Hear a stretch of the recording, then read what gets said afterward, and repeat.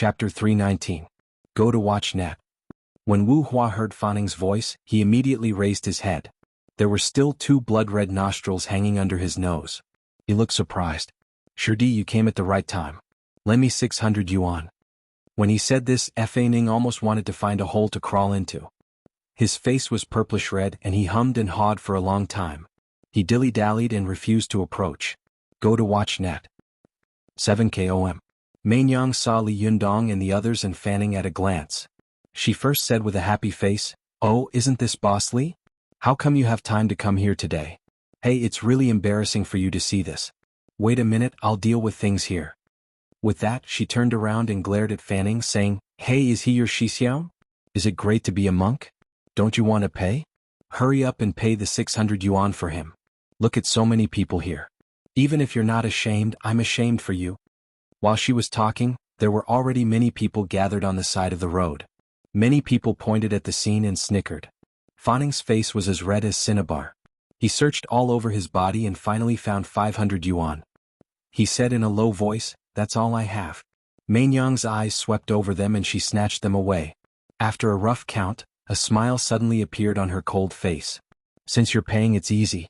Although the amount isn't right, seeing that you're monks, I'll give you a discount." After that, she turned around and giggled at Li Yundong. "Boss Li, I've missed you for a long time. How come you have time to play today?" Mainyang glanced at Su Chan and Zhou Qin beside him and said in a sweet voice, "If you want to play, just come and play. Why did you bring your friends here? We don't have a place to entertain female guests." Zhou Qin's face changed when she heard this, and she glared at Mainyang.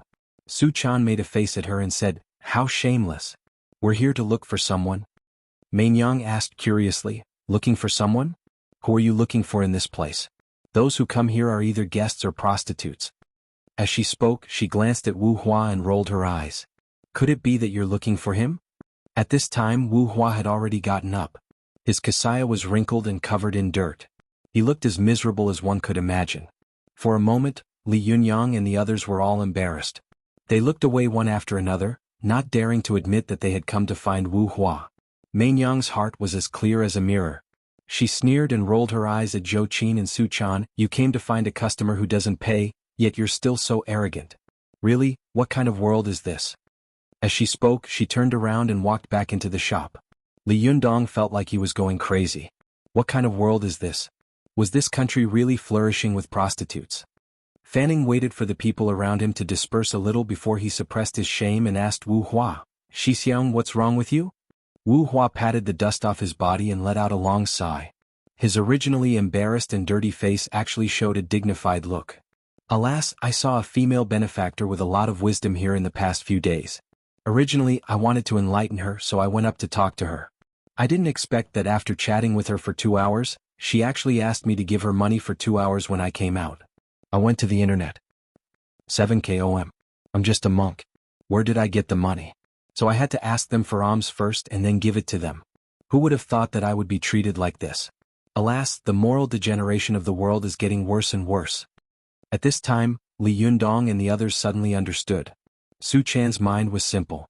She looked at Wu Hua with admiration and said, "Master, you are so amazing. You can actually lie in the mud to enlighten all living beings." Zhou Qin said doubtfully, "Do you have to choose such a place to enlighten all living beings? Do you want to be a whore master?" Wu Hua's face was solemn. Buddha was also a beggar. Why can't I be a whore master? At this time, Li Yundong was also a little confused. He thought to himself, is this guy a perverted monk or an eminent monk? He looked like a perverted monk just now, but now listening to his words, there was actually a hidden meaning in his words, vaguely like an eminent monk. Li Yundong thought for a moment, coughed dryly and said, "Master Wu Hua, I have something to ask of you. I wonder if you have time?" Only then did Wu Hua turn his face and look at Li Yundong. He smiled slightly and said, "Zhenren Li, right?" Li Yundong asked curiously, "How do you know my surname? Oh, by the way, Mainyang mentioned it before." Wu Hua shook his head and said, "No, I took a lesson a few days ago. I had expected that you would come to me, so I have been going in and out of this place recently." Li Yundong was surprised. "You guessed that I would come here? Then why didn't I see you last time?" Wu Hua smiled slightly. "The time is not right. Naturally we can't meet." Seeing that Wu Hua's words were full of deep meaning, Li Yundong's suspicion of him was reduced a little. but he still had some doubts in his heart. He said, "Since you expected to see me here, how could you not expect to be thrown out in such a mess?" Li Yundong's words were very rude, but Wu Hua's face was calm and unfathomable. He put his palms together and said, "Amitabha, how can a doctor cure himself? My fatality skill can help you, Jinren, but it can't help me." Seeing that Wu Hua even knew the purpose of his trip, Li Yundong no longer had any doubts. He said respectfully, "It turns out that you are indeed a master like Ji Dian. I was too naive." Wu Hua smiled and said, "It doesn't matter. Jinren, wait a moment. I'll talk to that female benefactor and come back. This time my main purpose is to purify her. Let's go." As he said this, he pointed to a pretty woman standing at the gate of Crystal Love International Entertainment City not far away. Li Yundong looked in the direction of his finger and saw that the woman was very beautiful. She was delicate and pitiful, and she couldn't hide her flirtatiousness. He thought to himself, "This master is really good at choosing people to purify. He actually chose such a beautiful and sexy woman. It seems that he's also a lascivious monk." But on second thought he couldn't help thinking, "Isn't it the same for me? Su Chan is beautiful and Zhou Qin is even more beautiful. Not to mention Zi Yuan, she can be said to be a national beauty. What do they think of me? What right do I have to criticize Wu Hua?" Thinking of this, Li Yundong suddenly felt relieved. He saw Wu Hua walk up to the woman and whisper something, but the woman kept wiping her tears and looking at Wu Hua with tears in her eyes. The two of them said goodbye reluctantly, as if they were reluctant to part with each other. Li Yundong watched from the side and felt strange. He thought to himself, "Is this master going to purify people or pick up girls?" Beside him, Su Chan sighed with emotion in her heart. This master is not afraid of people's words to purify such a woman. He really has the demeanor of an eminent monk. However, Zhou Qin couldn't help looking at Wu Hua and the woman up and down, thinking to herself, "This monk is not pure. He speaks in a dignified manner. He can hide it from Li Yundong, but he can't hide it from me." After Wu Hua finished talking to the woman, Wu Hua walked up to Li Yundong and put his palms together. "Jinren, I've kept you waiting for a long time. Let's go." Li Yundong thought for a moment and said, "Since I have something to ask of you, why don't you go to my place? I hope you don't mind." Wu Hua chuckled and said freely, "Haha, I can even go to this red light district. Why can't I go to the fox's den?" When Li Yundong heard this, he couldn't help but dispel his doubts about Wu Hua. He smiled and said, "Thank you." As he said this, he glanced at Fanning beside him and said, "Master Fanning, do you want to go with me?" Fanning thought to himself, "It's already bad luck for me to accompany you to this red light district to find Shixiang. How can I accompany you to the fox's den? Shixiang's cultivation is profound, but my cultivation is low. If I go to that kind of place, will I survive?" Fanning shook his head like a rattle drum and begged for mercy. "Jinren, please spare me. I have to go back quickly." After that, he didn't have time to say goodbye to his Shixiang. Along the way, he lowered his head and looked straight ahead. He recited scriptures and suddenly fled the erotic red light street. Wu Hua looked at his figure, shook his head and sighed. "Pink skeletons, skeletons are pink. My Shixiang still can't see through them." Li Yundong said with admiration, "Master, you play the world of mortals without getting involved. You're admirable." They stopped a car on the road and then headed for Mount Tianlong. Before getting in the car, Zhou Qin noticed that when Wu Hua got in the car, he glanced behind him intentionally or unintentionally. Zhou Qin saw his action and smiled in her heart, becoming more and more convinced of her judgment. When they arrived at the Fox Zen School of Mount Tianlong, Li Yundong walked into the Taoist temple with Wu Hua. The two little foxes who were cleaning the front hall of the Taoist temple saw a bald monk walking in with the leader. They looked at Wu Hua curiously from a distance and whispered to each other, "Hey, why did the leader bring a bald donkey back?" "I don't know. It's so strange." "Is he going to do the first 7 rites for the Grandmaster?" "I don't know, but you should say the former Grandmaster. But if he wants to do the first 7 rites, it seems that a bald donkey is a little too little." Li Yundong heard the two little foxes whispering to each other, and the word bald donkey kept coming out of their mouths. He glanced at Wu Hua awkwardly, only to see that Wu Hua's expression was as usual. While admiring him in his heart, he couldn't help sighing, "These little foxes really lack discipline." He turned his head, glared at the two little foxes and shouted, "What are you talking about? Go and do your own things." Li Yundong had already established his dominance in the gazebo behind the school. As soon as he shouted at them, the two little foxes shuddered in fear. They looked at each other and ran to the other houses, slamming the door shut behind them. Only pairs of curious and frightened eyes could be seen peeking out from the crack of the door. Li Yundong was shocked. Seeing this scene, Wu Hua smiled slightly and said, "Zhenren Li is so powerful." Li Yundong laughed dryly and said, "My disciples are naughty.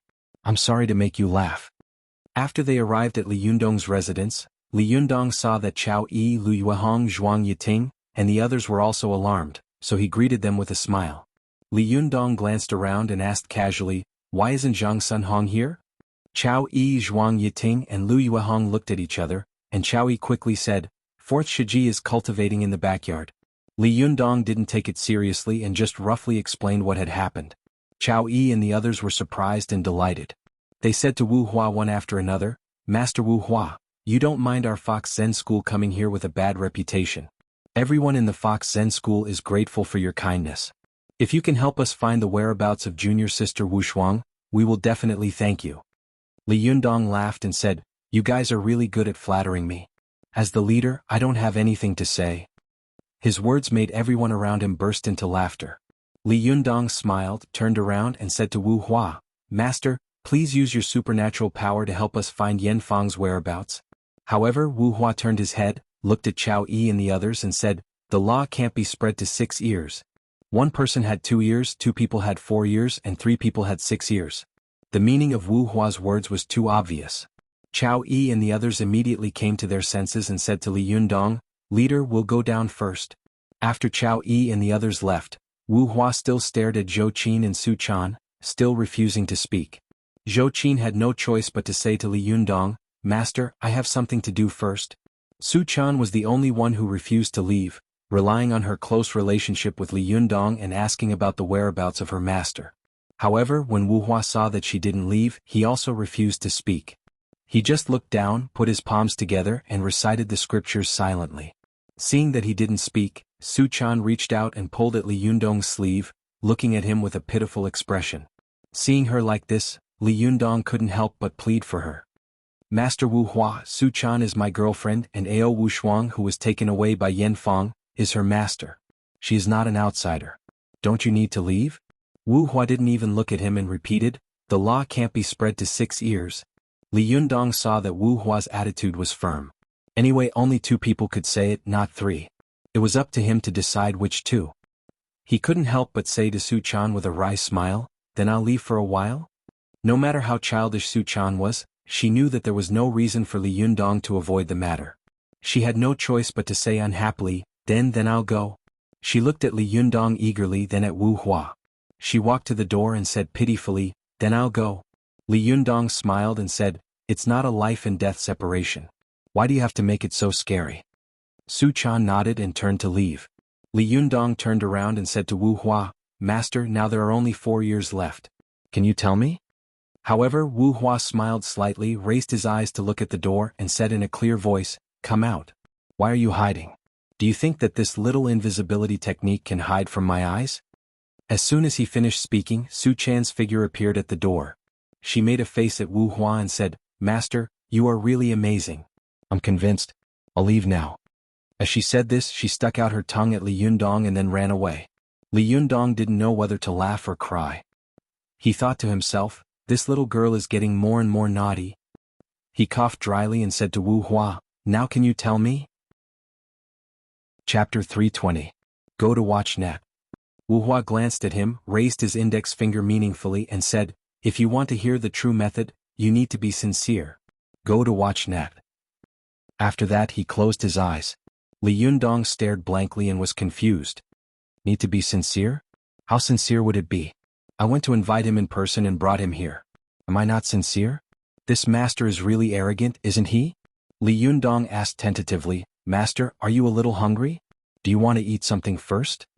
Wu Hua closed his eyes and recited the scriptures softly, as if he hadn't heard Li Yundong's words and didn't pay any attention to him. Li Yundong smiled dryly and asked, "Master, are you tired from the journey and want to have a good rest?" Wu Hua was still the same. If it weren't for the fact that he was still reciting the scriptures in a low voice, Li Yundong would have thought that he had passed away. Li Yundong said helplessly, "Master, do you want a good room?" Wu Hua was still going his own way. He simply recited the scripture, "Form is emptiness, emptiness is form." Li Yundong, who was beside him, saw that he had found Wu Hua and invited him here. He was about to know the whereabouts of Ao Wushuang, but he suddenly began to play tricks. He was depressed. He asked a few more questions in a row, but Wu Hua still ignored him. He almost went crazy and couldn't help but want to lose his temper, but on second thought, he rushed out of the room.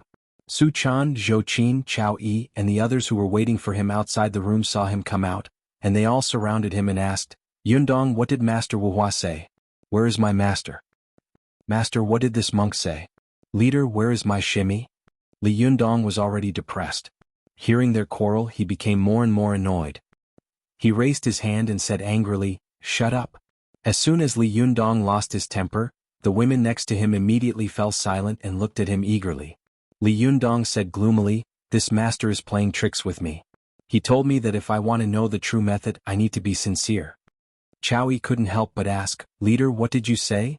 Li Yundong smiled bitterly and said, I asked him if he was hungry. Everyone asked in unison, what did he say? Li Yundong shrugged. He ignored me. Watch net. Su Chan then asked, Yundong, did you ask him again? Li Yundong said gloomily, yes, I asked him more than a dozen questions in a row, but he ignored me. He just kept chanting the scriptures. No matter how hard I asked, I couldn't get any clues, so I had to come out. Everyone looked at each other in dismay. Su Chan couldn't help but complain, isn't this master too unfathomable? However, Chao Yi shook her head and said, no, it's true that the true method is unpleasant. In ancient times, the Yellow Emperor Xinyuan asked Qi Bo for help. He came to visit him again and again, but the door was shut in his face.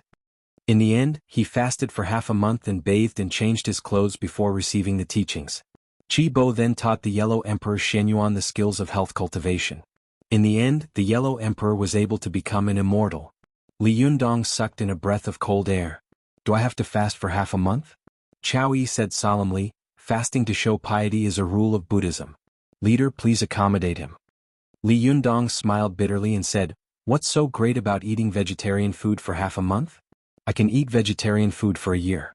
The problem is that I have a lot of things to do now. How can I have time to stay here for half a month? Chao Yi was also in a dilemma. She knew that Li Yundong was running around for the livelihood of the Fox Zen school. As a person who didn't produce anything, she couldn't help him, so she naturally couldn't say anything. She could only ask tentatively, Leader, can you ask Master Wu Hua what he means? Li Yundong nodded and said, okay, I'll ask. After that, he walked into the room again, but not long after he came out again with a sad face. As soon as he saw them, he spread out his hands and said, still the same, ignore me. Everyone was disappointed. Su Chan couldn't help asking, does Master Wu Hua want money? As soon as she said this, everyone looked at her in unison. Chao Yi couldn't help scolding, Chaner, how can you say that about Master Wu Hua? How can a monk be so vulgar? Li Yundong also pretended to be angry and glared at her. Even if you want to talk nonsense, don't you know to keep your voice down? If Master Wu Hua hears it, he will be angry and leave. What should we do? Su Chan lowered her head with a wronged face, rubbed the corner of her clothes with her fingers and murmured, I just want to help. It's just a random guess. When Chao Yi heard this, she suddenly had an idea. She said in a low voice, by the way, some masters like calligraphy and paintings or antiques. Leader, you might as well ask if Master Wu Hua has any such hobbies. Li Yundong said, okay, I'll ask around. Before he finished speaking, he walked into the room again, but not long after he came out again. Go to the internet. Everyone looked at him eagerly. When he walked up to them and sighed, they also sighed heavily in disappointment. Li Yundong said with a wry smile, why do I feel like we are playing a game of guess? As expected, this master was from the Zen sect. Why did he have to hit the nail on the head and make people guess everything? How can he stand it? He thought to himself, Ziyuan is the best at this kind of thing. She is smarter than others, so she must have a way to guess what Master Wu Hua is thinking. Unfortunately, she is not here now. Of course, Li Yundong knew that he couldn't say this out loud, otherwise the little girl would feel sad and remorseful again. Just when everyone was at a loss, Zhou Qin, who had been silent for a long time, suddenly said, I think I may know what Master Wu Hua is thinking. Li Yundong and the others suddenly became spirited. They looked at her and asked, tell me quickly. Zhou Qin thought for a moment and said, logically speaking, the people of Buddhism should be pure and have no desires. But in the past few days I've been following my master and found that cultivation also requires daily necessities. The people of our Taoist sects are like this, so there's no reason why the people of Buddhism don't have such needs.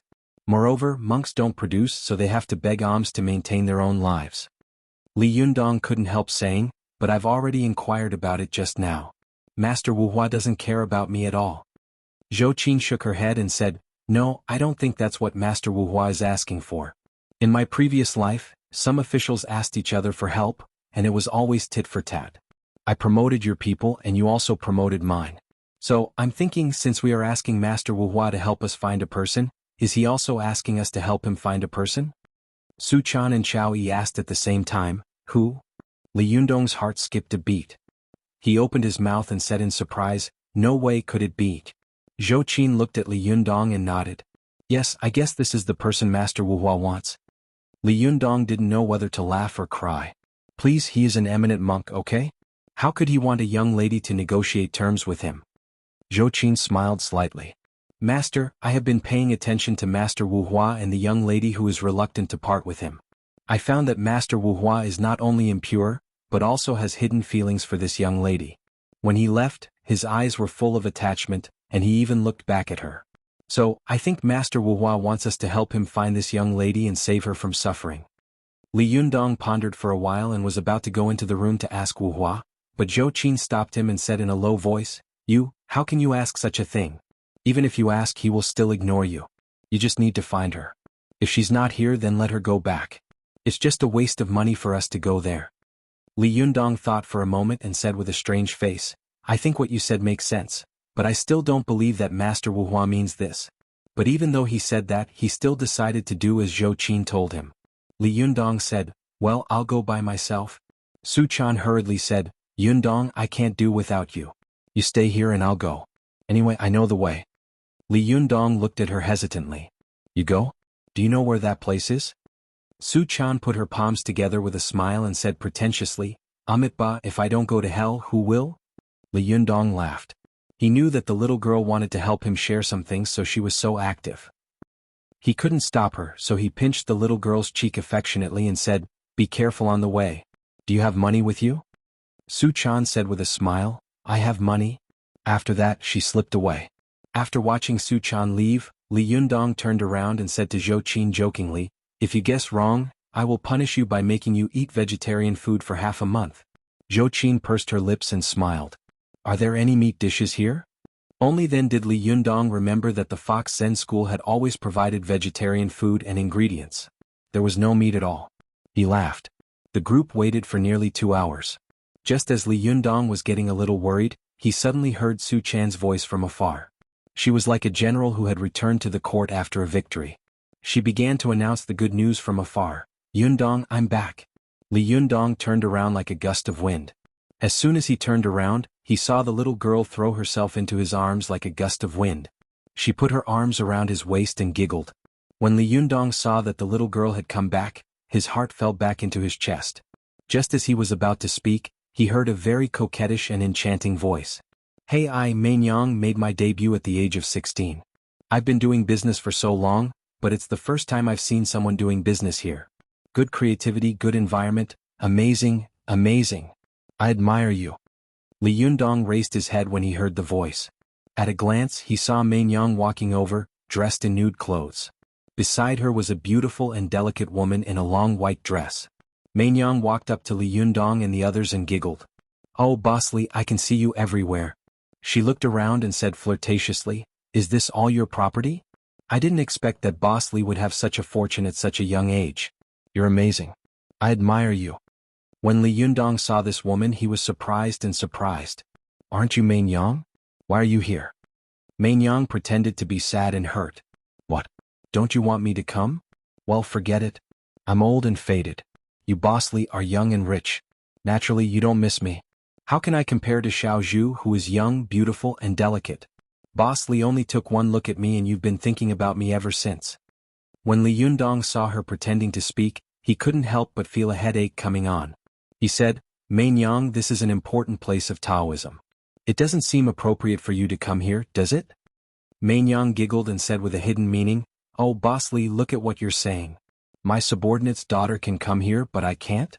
You also know that this is a Taoist temple? However, for you to be able to think of doing business here, I can't compare to your creativity. I Mainyang am willing to admit defeat. Besides, Xiaozhu is my red card. I rely on her to make a living. This is her first time coming out, so I have to keep an eye on her, right? Li Yundong was depressed in his heart. Well, she thought that he was going to come out and call her miss. But on second thought, he realized that he was calling her miss to come out. But what was even more depressing was that before he could open his mouth to answer Mainyang's words, he saw No Flower suddenly walk out of the house. When Xiaozhu, who was dressed in white and plain clothes, saw No Flower, she was immediately overjoyed and ran over. The two of them held hands and looked at each other with tearful eyes, looking like infatuated children. Both Li Yundong and Mainyang were dumbfounded. Li Yundong was a cultivator after all, so he quickly came to his senses. He unconsciously glanced at Zhou Qin and thought to himself, Zhou Qin guessed right. However, Mainyang couldn't help but say, I, Mainyang, made my debut at the age of 16. I've been doing business for so long. I've seen good people do good things, but I've never seen such a good thing. Boss Li, did you call Xiaozhu to come out just to let this monk take advantage of her? Li Yundong hadn't expected that Mainyang would also come. At this time, Mainyang's words almost made him vomit blood in his heart. I'm a dignified cultivator and the leader of the Fox Zen School. Now I have a little reputation, but I didn't expect to become a pimp today. If this gets out, it will be a big joke. I just wanted to find Master Wu Hua to ask about Ao Wushuang's whereabouts. How could I have expected it to become like this? What the F***ck is going on here? Merry Christmas, everyone. Chapter 321. Go to Watch Network. After hearing Mainyang's words, Li Yundong's face darkened, as if he were the reincarnation of the kitchen god. He remained silent with a dark face. Su Chan, Zhou Qin, and the others of the Fox Zen School were all very sensitive people. When they saw Li Yundong's dark face, they all remained silent carefully. Only Mainyang looked at Wu Hua and Xiaozhu and sighed. She said, I thought that you fell in love with Xiaozhu at first sight, but I didn't expect that you would let this monk take advantage of you. TSK Boss Li, you are really pious. Li Yundong's face became darker and darker. He said in a deep voice, don't talk nonsense. Master Wu Hua is an eminent monk. He just wants to. Before he could finish his words, he suddenly saw Wu Hua holding Xiaozhu's hand. The two of them walked into the room in pairs. When Master Wu Hua entered the room, he turned around, grinned at Li Yundong and then closed the door. Li Yundong's eyes widened and he couldn't help saying, damn, what are you doing? Mainyang curled her lips and said casually, a young man and a young woman are alone in a room. What else can they do? Tiske Boss Li, are you still a virgin? Li Yundong flew into a rage out of humiliation. You talk too much. Do you think I don't know? But in his heart, he cursed, even if Wu Hua wants to convert this woman, don't make it so ambiguous, okay? Now I have a piece of mud in my crotch. Even if it's not sh*t, it's sh*t. Mainyang covered her mouth and looked Li Yundong up and down. Boss Li, are you really a virgin? Her eyes seemed to have seen a peerless treasure, an extinct creature. Li Yundong felt even more depressed. Before he could lose his temper, Su Chan, who was beside him, was unhappy. She couldn't help but say angrily, you are really annoying. If you don't speak, no one will treat you as a mute. Zhou Qin also said with a cold face, how much is the introduction fee? Take the money and leave. Li Yundong glared at Zhou Qin. What introduction fee? This is not an introduction fee. Seeing that these people were angry, Mainyang quickly smiled and said, well, it's not an introduction. Boss Li, whatever you say. As long as you pay, everything is negotiable. Li Yundong said with a livid face, how much? I'll pay. Lady Mei rolled her eyes and raised 2 fingers. Fixed price 2,000.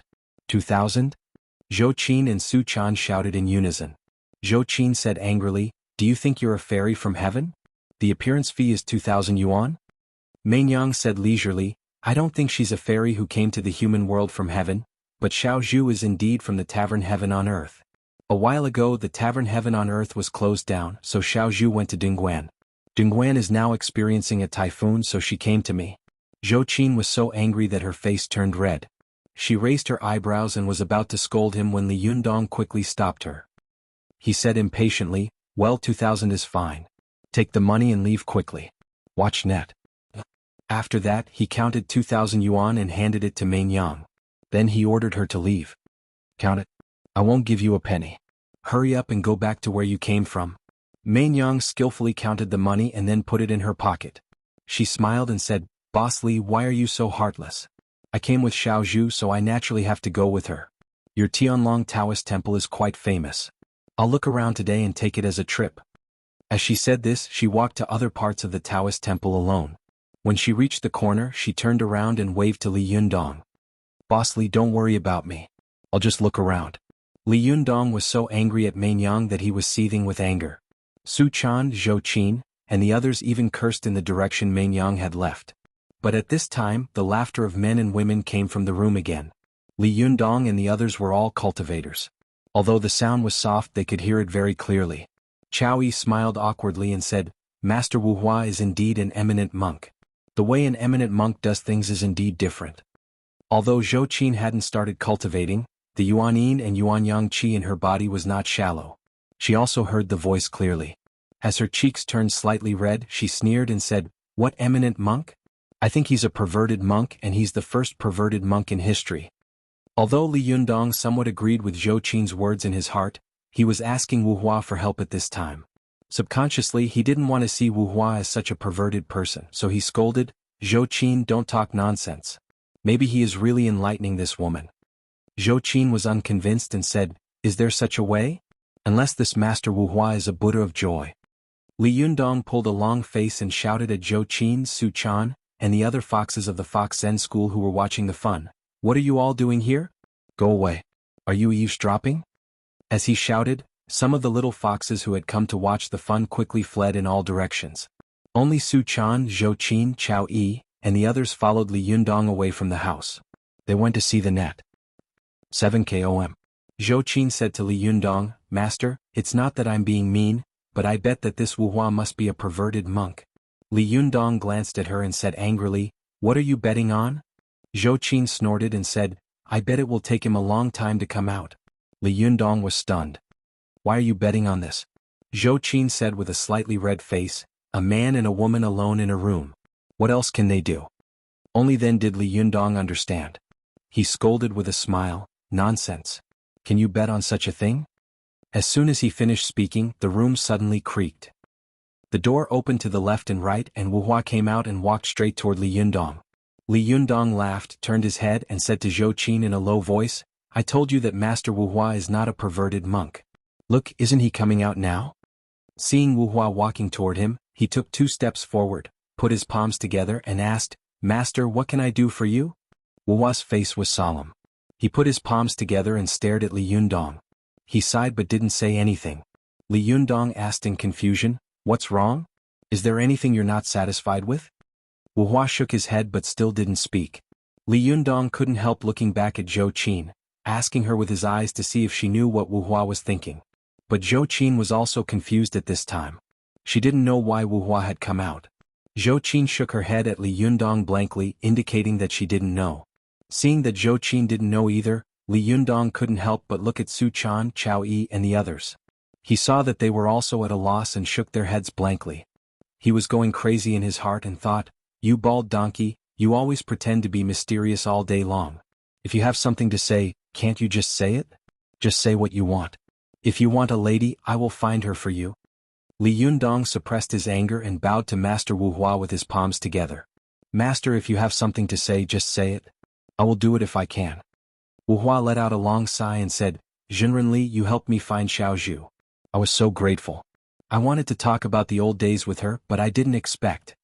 Seeing that he was stuck at the critical moment, Li Yundong hurriedly asked, "What didn't you expect?" Wu Hua sighed regretfully and said, "I didn't expect that there was no condom." As he said this, Wu Hua looked at Li Yundong eagerly and seriously. "Jinren, do you have a condom?" *CK. Li Yundong and the others were so shocked that they almost died. Li Yundong's eyes widened and he couldn't speak for a long time. Zhou Qin's expression was strange and the corners of her mouth twitched. It seemed that she wanted to laugh, but she tried her best to hold it back and didn't dare to. Chao Yi's expression was even more strange. She glanced at Li Yundong, then quickly turned around, covering her mouth with her hand and shrugging her shoulders. Su Chan didn't understand at first, but she quickly realized what was going on. Her face flushed red and she burst out laughing. As soon as she laughed, she saw Li Yundong and Wu Hua looking at her at the same time. Su Chan quickly covered her mouth with her hands and opened her eyes wide. She looked at Li Yundong and then at Wu Hua. Li Yundong's eyes were full of resentment, but Wu Hua looked at her in confusion and asked, "Benefactress, what are you laughing at?" Su Chan didn't dare to speak. She was afraid that as soon as she opened her mouth, she would laugh herself to death. The little girl quickly shook her head like a rattle. Wu Hua sighed and said, "Buddha said that there is no self, no living beings. Benefactress, do you know what this means? You are obsessed." Li Yundong was already convinced that Wu Hua was a lascivious monk. He was full of resentment and thought angrily, "F***ck, you are obviously the first lascivious monk since ancient times. Why are you still pretending to be an eminent monk? I've discovered it. Could it be that you're an eminent monk among the perverted monks, a perverted monk among eminent monks?" Li Yundong pulled a long face and said, "Master Wu Hua, I only know the Anatta set and the Anatta set." Wu Hua looked surprised. "What does that mean?" Li Yundong said with a black face, "It means that I don't have a set here and no one else has one either." As soon as he finished speaking, Su Chan, Zhou Qin, Chao Yi, and the others couldn't help laughing out loud. However, as soon as they laughed out loud, they felt that it was inappropriate and quickly covered their mouths, almost breaking their intestines. Chao Yi tried hard to hold back her laughter and said to Li Yundong, "Leader, I still have some things to do. Before she could finish her words, she turned around and left. As she walked, she shrugged her shoulders and burst into laughter. Li Yundong glanced at Chao Yi's back and saw that Su Chan and Zhou Qin had been holding back for a while, but in the end they couldn't help it. One was squatting on the ground and the other was shaking with laughter. Li Yundong glared at them and said, "What are you laughing at?" Hearing his shout, Su Chan and Zhou Qin gasped and stopped laughing at the same time. However, their bodies were trembling, their eyebrows were twitching, the corners of their eyes were twitching, and their faces were so distorted that it was almost unrecognizable. Seeing them like this, Li Yundong couldn't help laughing out loud. He waved his hand and shouted, "Get out of here and laugh." Su Chan and Zhou Qin felt as if they had been pardoned. They quickly ran away and disappeared. After a while there was a burst of wild laughter. Li Yundong looked in the direction in which the two of them had gone, feeling angry and amused. He turned around and sighed helplessly at Wu Hua, saying, "Master, I don't know if you are deliberately torturing me or something, but for the sake of my sincerity, please don't play with me. Tell me where Ao Wushuang is." Wu Hua chuckled, put his palms together and said, "I didn't deliberately torment you. I just did whatever I thought of. You Taoists say that cultivation is unhindered, and we Buddhists also say that we can do whatever we want. You may think that I am a lascivious monk, but that's normal. Since I started cultivating, I have always been reckless. Not only did I change the name that my master gave me, but I also went to all kinds of entertainment places. I really don't look like a monk. Hee. Others laugh at me for being too crazy, but I laugh at them for not seeing through me. You want to ask about Ao Wushuang's whereabouts, don't you? It's very simple. I can tell you now." Li Yundong was overjoyed and quickly asked, "Where is she?" Wu Hua said meaningfully, "She's far away but close at hand." As soon as he finished speaking, Li Yundong heard an extremely frightened and shrill scream coming from the direction of the Taoist temple. Chapter 322. Go to watch net. As soon as Li Yundong heard this voice, he was shocked and immediately ran to the place where the voice came from. Go to watch net. 7 km. When he arrived at the scene, Li Yundong took a look and immediately sucked in a breath of cold air. He was shocked and angry. There was a coffin in the southwest corner of the Taoist temple. On the coffin was the memorial tablet of the former leader, Lu Yi. However, the lid of the coffin had been pushed open, and it was empty inside. Next to the coffin lay the bodies of two women, one near and one far away. They had been squeezed dry, and their faces were haggard, like mummies that had been dried for thousands of years. They looked extremely horrible.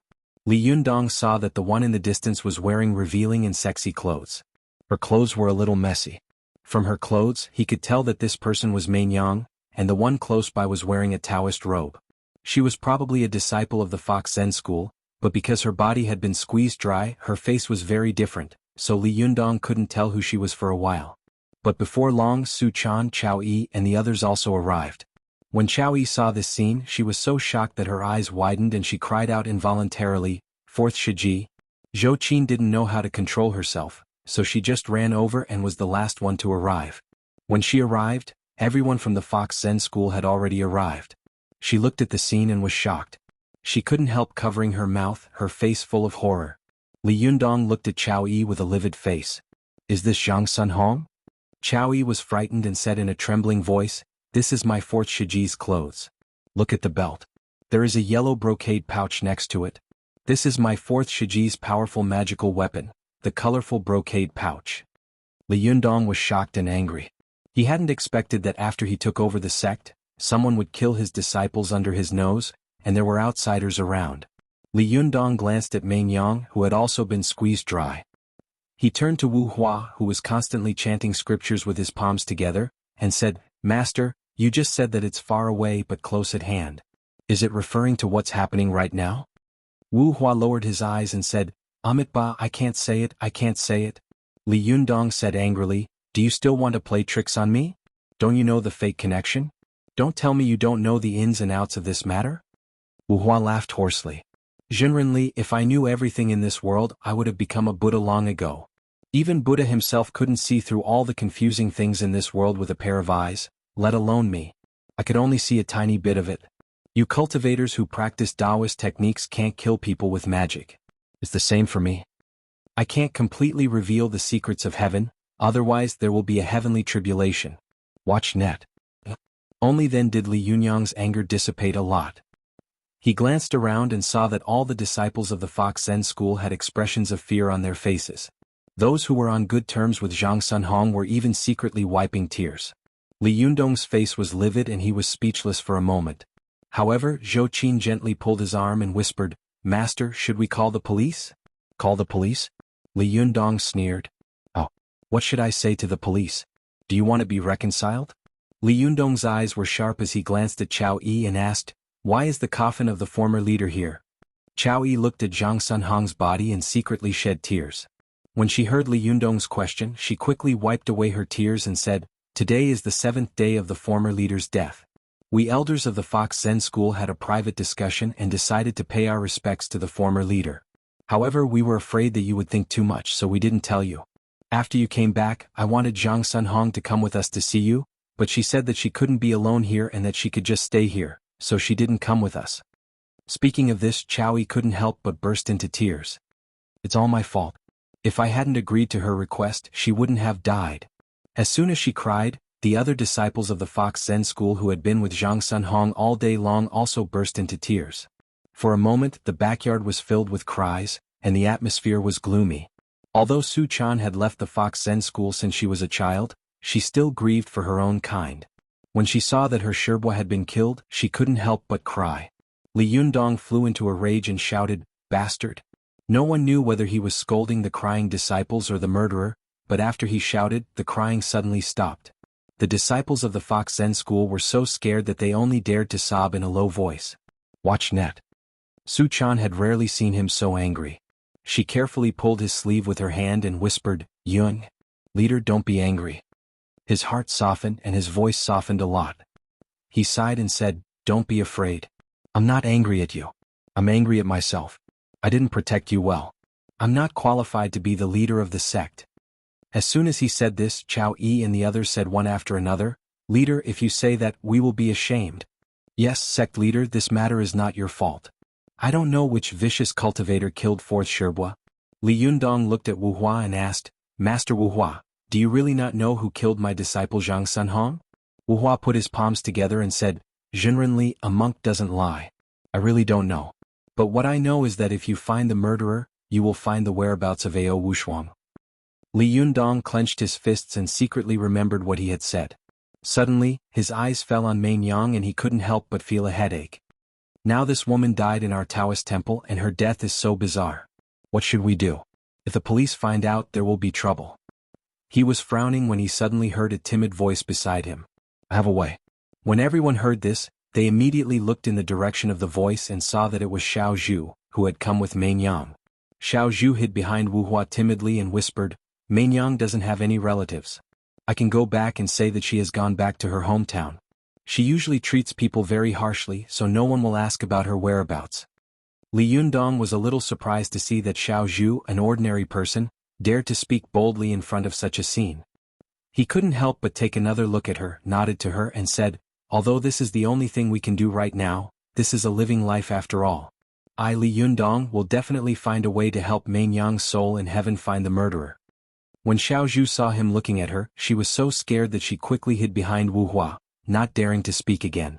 Chao Yi looked at Meng Yang's body and couldn't help laughing bitterly. Her body has been sucked dry, and her soul must have been sucked away. She has no soul in heaven for a long time. When Li Yundong heard this, he suddenly shivered. He suddenly widened his eyes and said, I remember that Yi Yu was once hit by Mo Ashi's threaded hairpin of soul traversal. Wasn't her flesh and blood sucked away and her soul devoured? Su Chan, who was standing to one side, also said loudly, Yes, I remember Mo Ashi. Ah no, when Yen Fang and second Shibwa Gu Feng made love, Yen Fang used the threaded hairpin of soul traversal to kill Gu Feng and sucked his flesh and soul dry.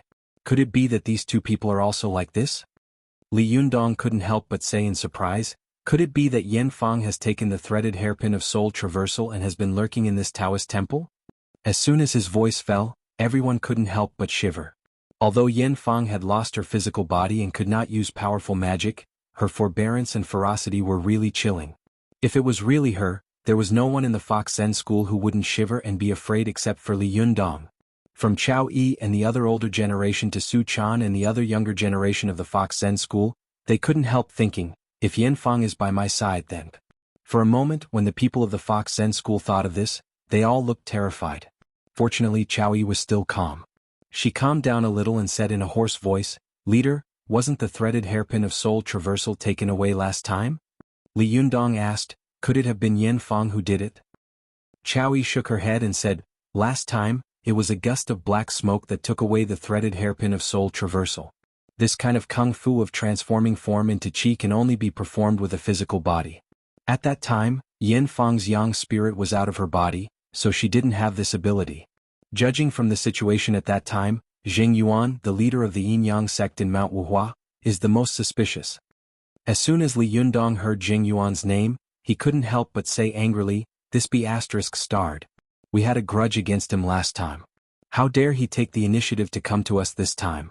Isn't he afraid that I will destroy the Yin-Yang sect in Mount Wuhua?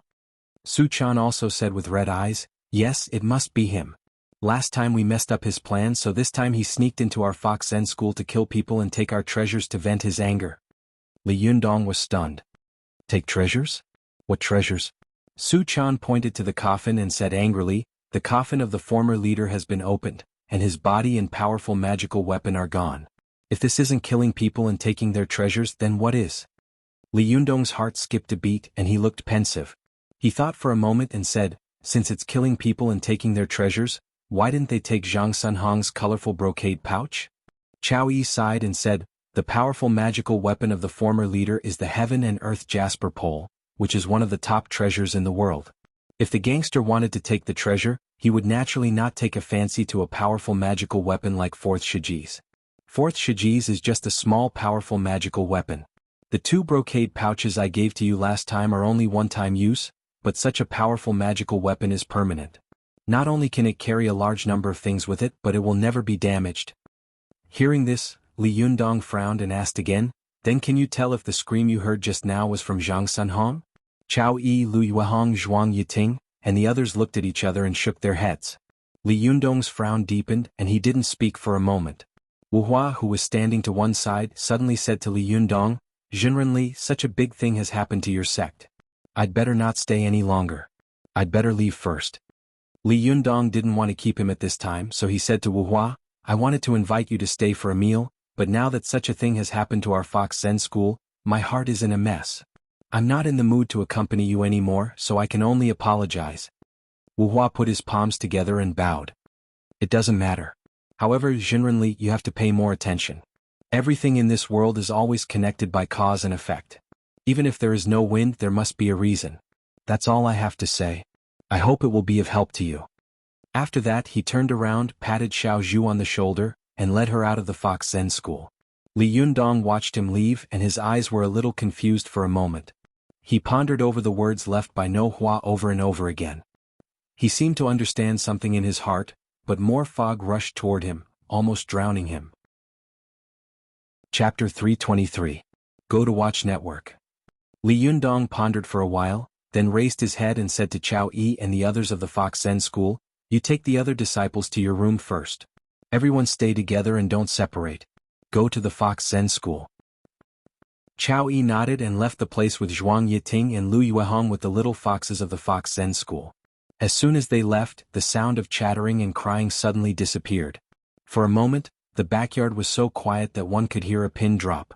Su Chan saw that the coffin was open, and there were 2 dried corpses lying on the ground. The surroundings were so quiet that she couldn't help but feel a little scared. She couldn't help but move closer to Li Yundong and tug at the corner of his clothes.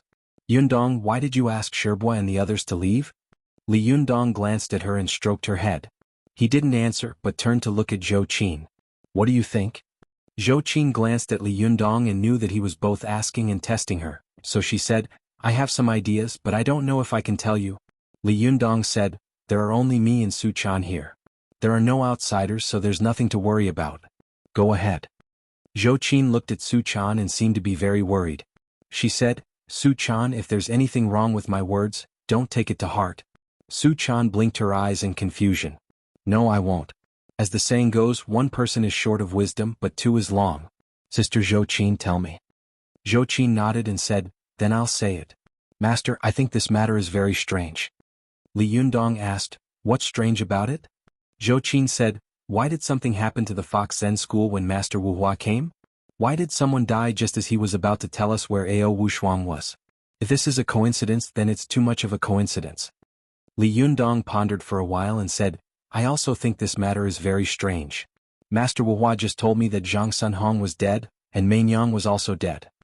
Zhou Qin nodded and said, yes, and Master, did you find anything strange about the position of their bodies? Li Yundong couldn't help but look at Zhou Qin and say with admiration, you're right. In my opinion, this murderer should have killed Zhang Sunhong first. Then, when Main Yang was wandering around, she suddenly broke in here and saw this scene. Then she let out a shrill scream. Then, in order to silence her, the murderer killed Main Yang. Watch net. At this time, Su Chan interrupted, this murderer is so cruel. Not only did he kill them but he also sucked them dry. He didn't even let go of their souls. Li Yundong smiled gently at Su Chan and said, that's exactly what I wanted to say. If the murderer wanted to kill someone, then he could have just killed Main Yang. Why did he have to suck her dry and even her soul? Why was he so cruel? Su Chan couldn't help but glance at the 2 dried corpses on the ground, then quickly turned her face away.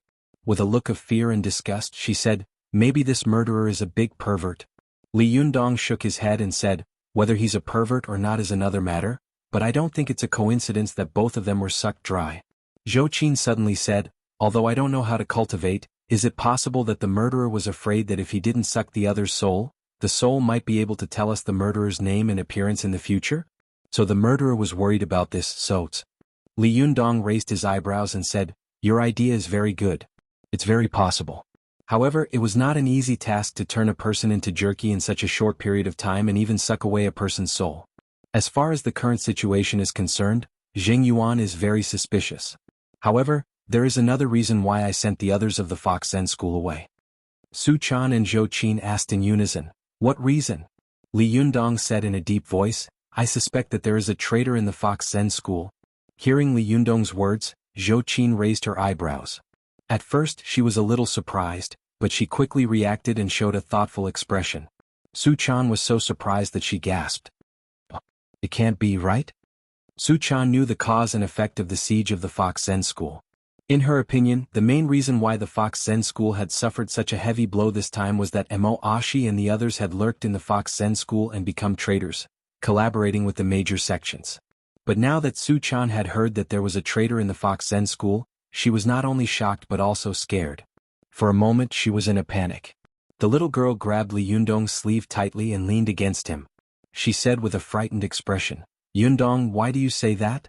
Li Yundong pointed to where Zhang Sunhong was and said, although Zhang Sunhong is not good at fighting, I heard from Chao Yi that they are all very good at invisibility, illusion and all kinds of charm techniques.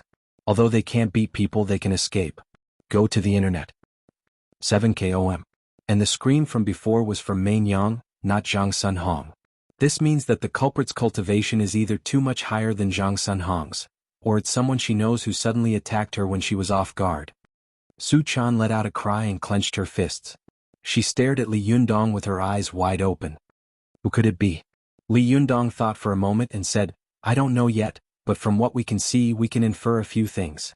First, the person who killed Zhang Sun Hong may be very familiar with her, or his cultivation is much higher than hers. Secondly, we don't know if this person is here to kill us for our treasures or to seek revenge. However, if he's here to seek revenge, then he doesn't have to squeeze Mainyang dry. He could just come and find trouble with us openly. At this time, Su Chan interrupted, would he dare? Doesn't he know that our leader, Jinren Li, is good at fighting and invincible? Li Yundong chuckled and glared at Su Chan, pretending to be angry. Nonsense. There are so many cultivators in the world. How can I be invincible? Li Yundong rubbed the little girl's head and continued, between killing for the treasure and seeking revenge, I prefer the former. Only those who kill for the treasure are really afraid that the other party will know who took the powerful magical weapon.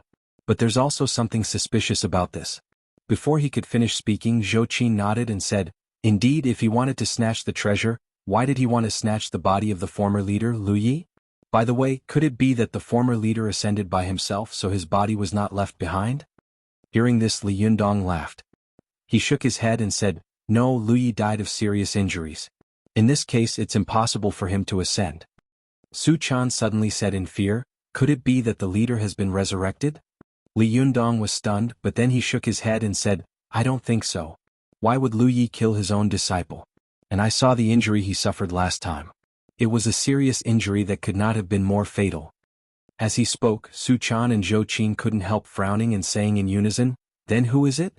Li Yundong thought for a moment and said, Su Chan, let me say something. Don't think too much. Ever since I took over the Fox Zen school, I have found that there is an inexplicable atmosphere in the school. Especially what happened today, there is an evil aura. I think there must be someone secretly watching our Fox Zen school with evil intentions. Su Chan looked worried. Yundong, I'm the one who has dragged you down. Why don't you quit being the leader of the Fox Zen school? Don't let the affairs of our sect implicate you.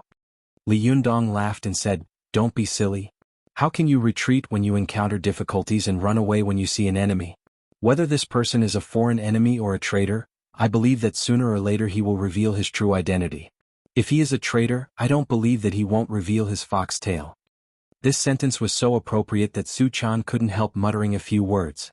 She subconsciously touched her back as if she was afraid that she would show her fox tail now. Li Yundong looked at the little girl and said with a smile, I'm not talking about you. What are you worried about? Su Chan pouted and said, I'm worried that you will suspect me. Li Yundong laughed and said, even if all the people in the world are dead, I won't suspect you. Don't be silly. When the little girl heard this, she immediately beamed. She held Li Yundong's arm and was about to act coquettishly. Li Yundong quickly coughed and said, how dare you? Is this a place to play? Only then did the little girl remember that she was still at the scene of the murder. She stuck out her tongue and then carefully peeked at Zhou Qin. She saw that the girl's face was motionless, and there was no trace of emotion between her and Li Yundong's eyebrows, as if she was not unhappy at all because of her and Li Yundong's frolicking. Su Chan secretly felt relieved. She knew that Zhou Qin was extremely talented and would definitely be a strong help to Li Yundong in the future. Although she was Li Yundong's doting girlfriend, Zhou Qin would definitely be Li Yundong's first disciple. She didn't want to be at odds with her. Li Yundong didn't notice the little girl's mentality. He said, for now, it seems that we can't stay in Tianlong Mountain anymore. This place is too large and it's easy for murderers to take advantage of it. Moreover, I can't keep an eye on this place all day long. Zhou Qin asked, then where do you want them to go? To the secret chamber of the Fox Zen school? Li Yundong shook his head and said, no. If there is really a traitor, it would be equivalent to telling the other party about the existence of the heavenly Jindan technique. I want them to temporarily live in Hongxing New area where I live. Zhou Qin couldn't help but open her mouth wide with a strange look on her face. So many female disciples are going to live in your place? Can you stand it? There was a double meaning in her words. Li Yundong couldn't help but glare at her. Do you think I'm also a Buddha of joy? I'm letting them live there, and I'll take Su Chan to another place to live. Zhou Qin's cheeks turned slightly red and she said with a dry smile, I mean, don't you think they're noisy? Li Yundong was not willing to believe her explanation. He just rolled his eyes at her and said, now, come with me to the secret chamber of the Fox Zen school. Su Chan, go into the room and get a pen and paper. Zhou Qin, you go too. Each of you make a copy of the heavenly Jindan technique, and then I'll find a way to seal this secret chamber. Then we'll go back to Tianan City together. Su Chan and Zhou Qin turned around and went back into the house to look for pen and paper. Li Yundong, on the other hand, was pacing back and forth at the crime scene with a frown on his face. After a while, Su Chan and Zhou Qin came out of the house. Li Yundong put his hand on Zhou Qin's wrist and nodded to her. The three of them rose up. When Li Yundong took the two of them to the entrance of the secret chamber halfway up the mountain of the Fox Zen School, Li Yundong suddenly found that the branches and leaves at the entrance of the cave had been pushed aside, revealing an obvious entrance. This was no trivial matter. Li Yundong winked at Su Chan, asking her to take Zhou Qin and fly a little further down. He took a deep breath, pushed aside the branches and leaves at the entrance of the cave, and walked in himself. Li Yundong held his breath and concentrated. He walked lightly and slowly along the way, almost like a civet, not making a single sound. When he was about to enter the secret chamber, he clearly heard a faint, almost inaudible rustling sound coming from inside. Li Yundong's heart trembled. He knew that this person was probably the murderer, and Ao Wushuang's whereabouts were very likely to be related to him. He didn't hesitate any longer and rushed in fiercely. Chapter 324. Go to watch net. Li Yundong's rush was fast and sudden. The moment he rushed into the stone room, he suddenly saw a short and thin man standing in the stone room. He was holding a torch in one hand and looking up at the words on the wall. Go to watch net. 7K, OM. Li Yundong looked over and suddenly felt that this person's figure was very familiar. He shouted, "Who is it?" This loud shout shook the rocks in the stone room. The short and thin man suddenly turned his head, but at the moment he turned his head, he seemed to find that something was wrong. He immediately raised his hand and covered his face with his sleeve. His body quickly turned into a blue light and rushed straight toward Li Yundong. Li Yundong shouted, "Come on." After that, his qi and blood surged all over his body, and the Zhenjinqi rushed out. He pinched his fingers and made a fixed fundamental seal, which was like an avalanche. At this time, Li Yundong's cultivation quotient had reached the middle phase of the sixth heaven of the Huanying phase. As long as he cultivated the supreme yin qi from the yang qi, he could transform from the yin spirit to the yang spirit and reach the top phase of the sixth heaven, the Yuanying phase. The power of his Mahamudra was even greater than when he was fighting with people under the siege of the six major sections. There was a strong golden light in his palm.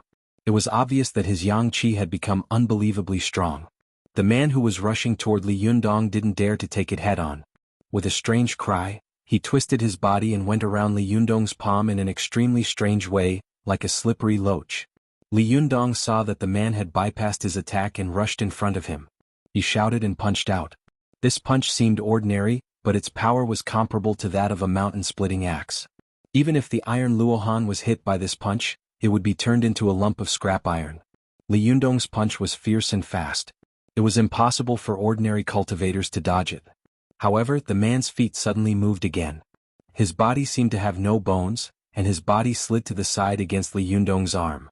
This time the enemy was on his back, and Li Yundong's waist and abdomen were within the enemy's attack range. He was shocked and thought to himself, why is this person's body movement so strange? Although Li Yundong had missed twice in a row, his kung fu in the face of the enemy was extremely amazing. Without thinking about it, he immediately lowered the qi all over his body. The qi of the upper dantian in his head surged down like a waterfall. He crossed his arms and pressed them down. His body shook violently like a black bear shaking off lice. This move was that heaven and earth embraced that Li Yundong had secretly learned from Zhang Tianhe. This was equivalent to connecting all the qi in his body and spreading it densely to every part of his body. In an instant he had an extremely strong ability to resist attacks. As Li Yundong pressed down, the ground under his feet shook. The air around him surged violently, like a majestic wave, blowing away the person who was close to him in an instant. Watch net. 7KOM. However, this person didn't seem to have any intention of fighting with Li Yundong at all. He took advantage of Li Yundong's moment to jump into the tunnel. Li Yundong thought to himself, oh no, he's trying to escape. Li Yundong stopped in his tracks and chased after him. Although he was fast, he couldn't compare to the person in front of him. In the blink of an eye, the two of them rushed out of the tunnel. As soon as they were out of the tunnel, the man immediately turned into a blue light and left like lightning. Su Chan was floating in the air with Zhou Qin. Seeing Li Yundong chasing after her, she hurried over to meet him. Su Chan asked nervously, Yundong, are you okay? Who was that person? Li Yundong looked hatefully in the direction where the man had gone and said, I'm fine. I don't know who this person is, but from the situation of the fight just now, this person's body method is strange and cunning. I've only seen it in one person.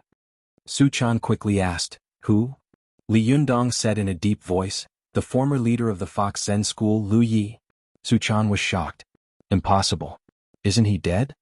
Li Yundong pondered for a while, his face surprisingly cold. I'm not sure. Maybe there are many people in the world with such strange footwork. However, the only thing I can be sure of is that the secret room of our Fox Zen school has been exposed. Hurry up and copy the heavenly Jindan technique.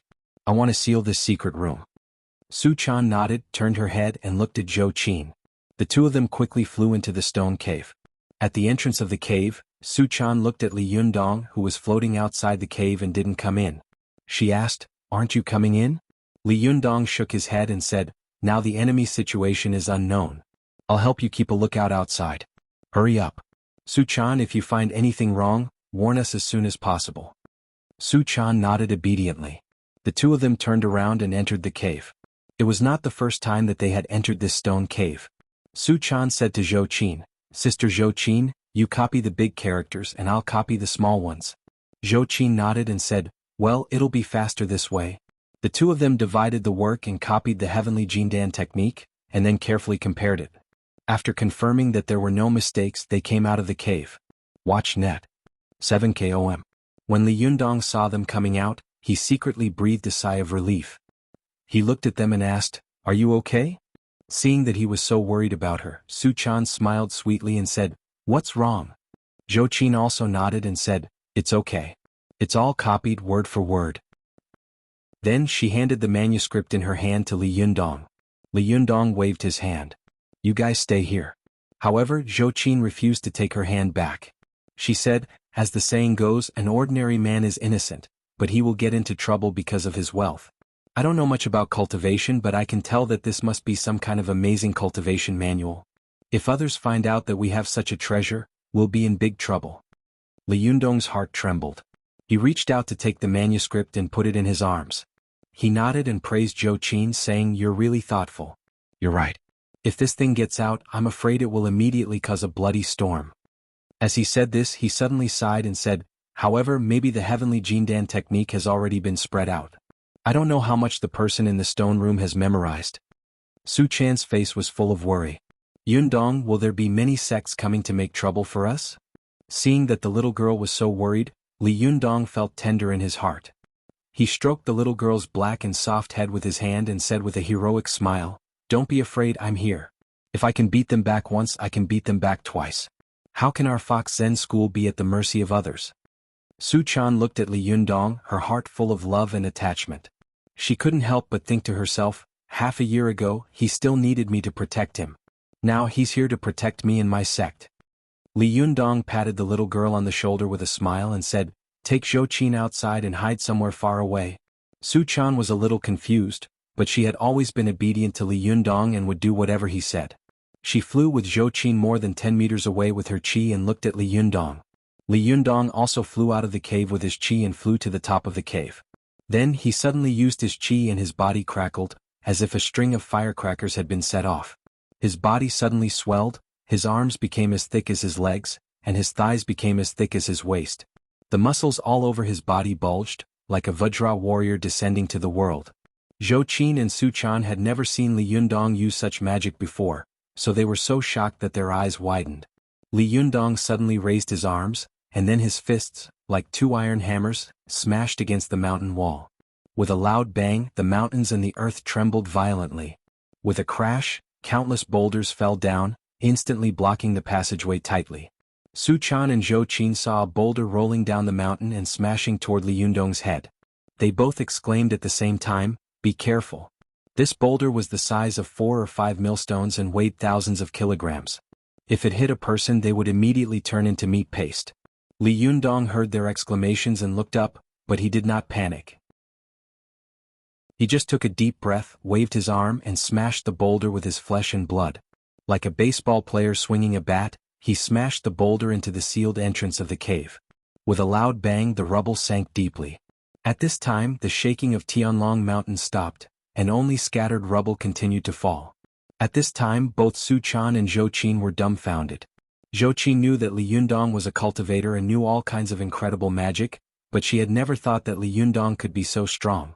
Just now, the boulder that weighed thousands of kilograms had been blasted into the entrance of the cave like a cannonball, as if the boulder was just a small mud ball. Zhou Qin was so shocked that the hair on her back stood on end. She stammered, "Can a human be so strong? Is he still a human?" Su Chan looked at Li Yundong with admiration in her eyes and said, "Li Yundong is only 2 steps away from becoming a great cultivator. When he reaches the realm of immortal Jinshin, he will be even more powerful. At that time he will have earth-shattering power with every move, and he will be no different from a true immortal or true god." Zhou Qin was even more shocked. She thought to herself, "I knew that Li Yundong was very strong, but I didn't expect him to be so strong. I don't know how long it will take me to catch up with him." Su Chan also thought to herself, "Yundong's cultivation speed is too fast. He has already far surpassed me. I have to work harder or I will become a burden." After Li Yundong sealed the entrance of the cave, he flew towards Su Chan and Zhou Qin. As soon as he got close, he saw Su Chan asking curiously with a look of admiration on her face, "Yundong, you are so powerful.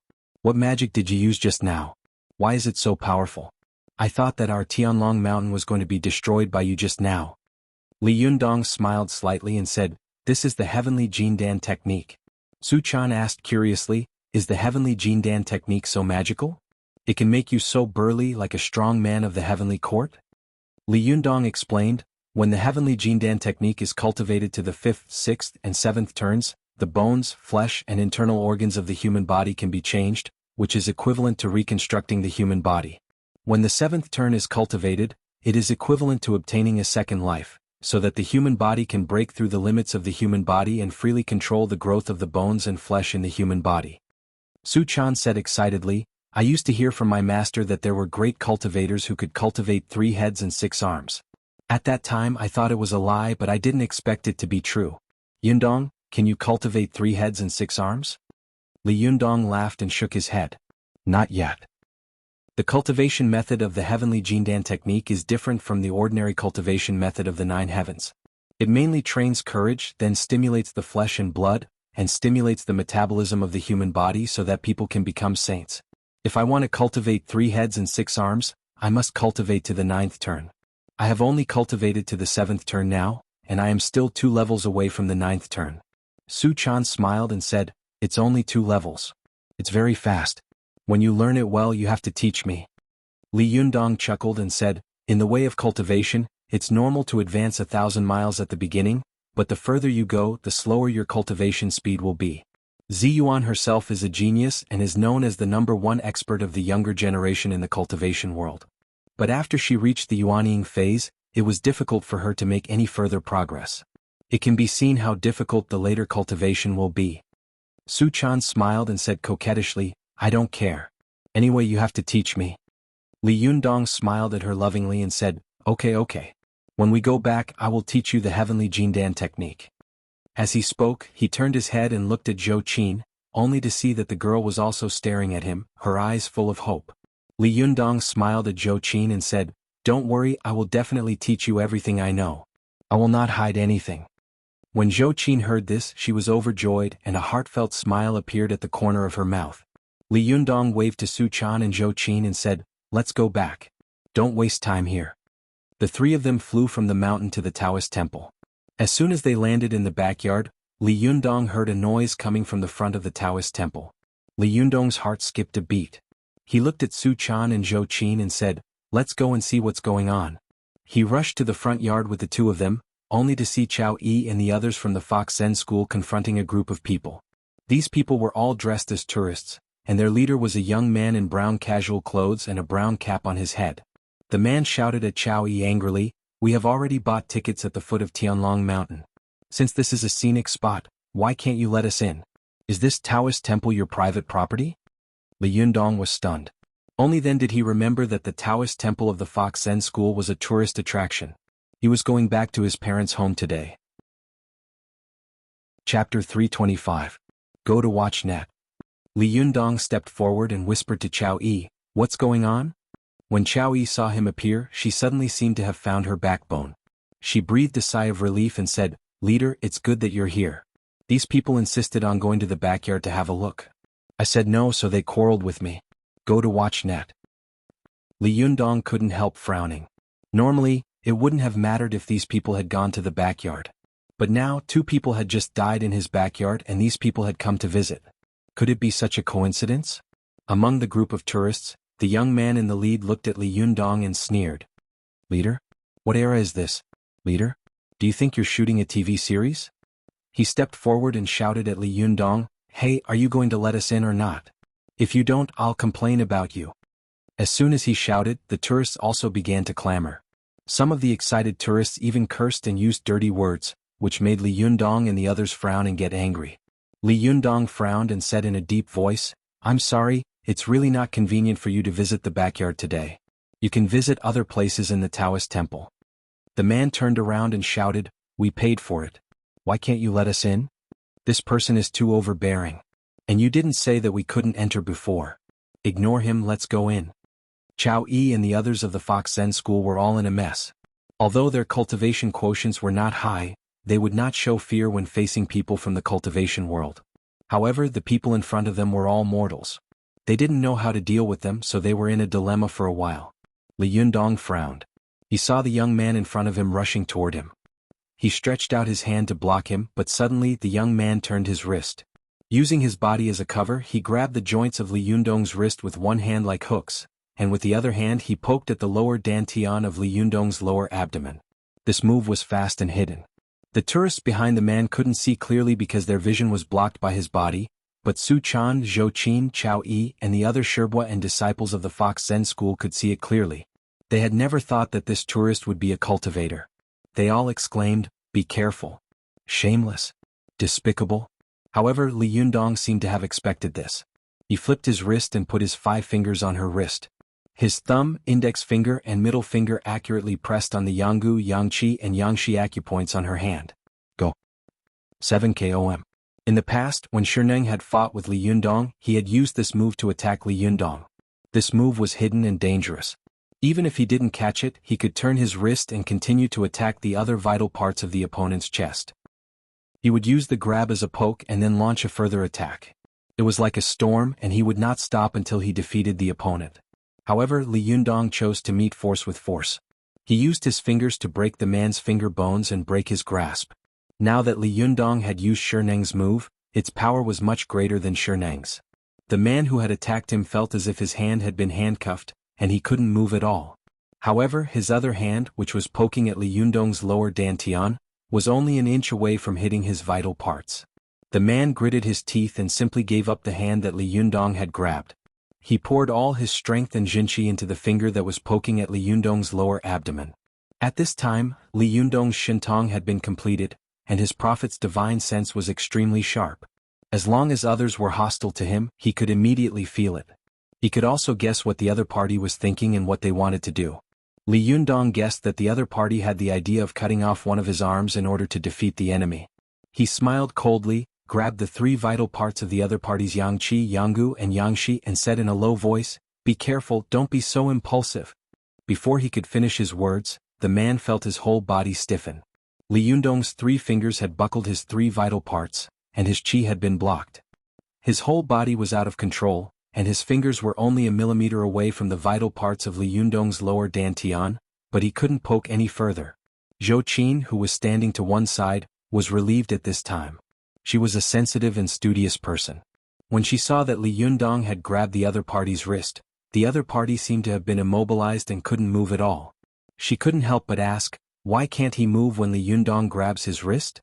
Seeing that Li Yundong had resolved the sneak attack, Su Chan patted her chest and explained in a low voice, as the saying goes, pull one part and the whole body moves. If I pull your head, if you don't want to feel pain, your whole body has to move. This is the reason why Yundong grabbed this person's wrist. Moreover, by grabbing the vital points on the other party's wrist, Yundong's true qi invaded his body and controlled his body. Therefore the other party became like a puppet, unable to move at all. Only then did Zhou Qin come to a sudden realization. Su Chan, Zhou Qin and the others from the Fox Zen school had seen the fight between Li Yundong and the man, but the tourists hadn't seen it clearly. When they saw Li Yundong grab the man's hand, they shouted, Hey, what do you want to do? Do you want to beat him up? Before Li Yundong could say anything, Su Chan said angrily, Hey, don't you have eyes? He was the one who first. Li Yundong didn't want to expose the conflict between the two of them to the mortals of the secular world. He interrupted Su Chan and said, Su Chan? Su Chan's words were interrupted by Li Yundong, and she couldn't help swallowing the rest of her words. She looked at Li Yundong, only to see him winking at her and looking at the backyard. Su Chan immediately understood and exchanged a look with Chao Yi.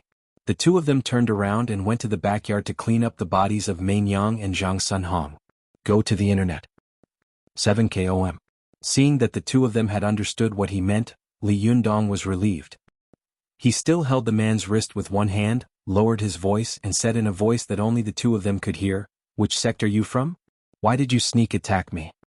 The man had a roguish expression on his face as he shouted, Hey, why are you grabbing me? Hurry up and let go. I'm not gay. Hearing his shout, some of the tourists started to laugh. Li Yundong was angry in his heart, but he had a smile on his face.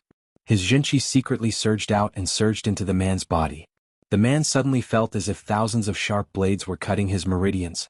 The pain made him sweat profusely and unable to speak. However, his body was controlled by Li Yunyang and he couldn't resist at all. He couldn't hide or shout. The pain was really worse than death. Li Yundong grabbed his hand and said to the tourists with a smile, It's really inconvenient for our Taoist temple today. Moreover, the backyard is also our own place to stay. There's nothing to see. I hope you can understand. Our Taoist temple will treat you to vegetarian noodles today. Please do us the honor. These tourists were all making a fuss because someone was stirring up trouble. At the moment, the troublemaker had been beaten up by Li Yundong and couldn't even speak. Now that Li Yundong was talking to them kindly, they stopped and turned to leave noisily.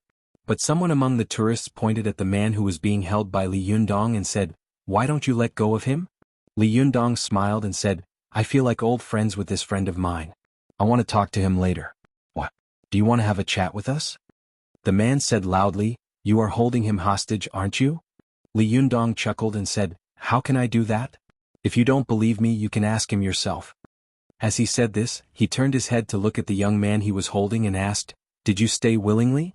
How could the young man agree? However, he felt an invisible force pressing down on his head from above. It was as if an invisible hand was pressing down on his head, pressing it down again and again. Seeing that he was nodding desperately, the tourists immediately laughed and scolded, Damn it, how dare you say you are not gay? What the hell is going on? You were like mortal enemies just now. Why are you so nice now? Zhou Qin was clever and immediately said to the tourists, Everyone please follow me.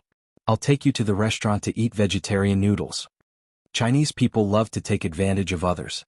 When the tourists saw that there was a chance to take advantage of them, they didn't care about the life or death of this person. They all rushed away, leaving only the two young people looking at each other. They looked at Li Yundong with hatred and turned to leave. However, they did not go to the restaurant but turned around and went down the mountain. Seeing that they had left, Li Yundong turned his head to look at the young man wearing a long cap beside him. He said with a cold face, Tell me, which sect are you from?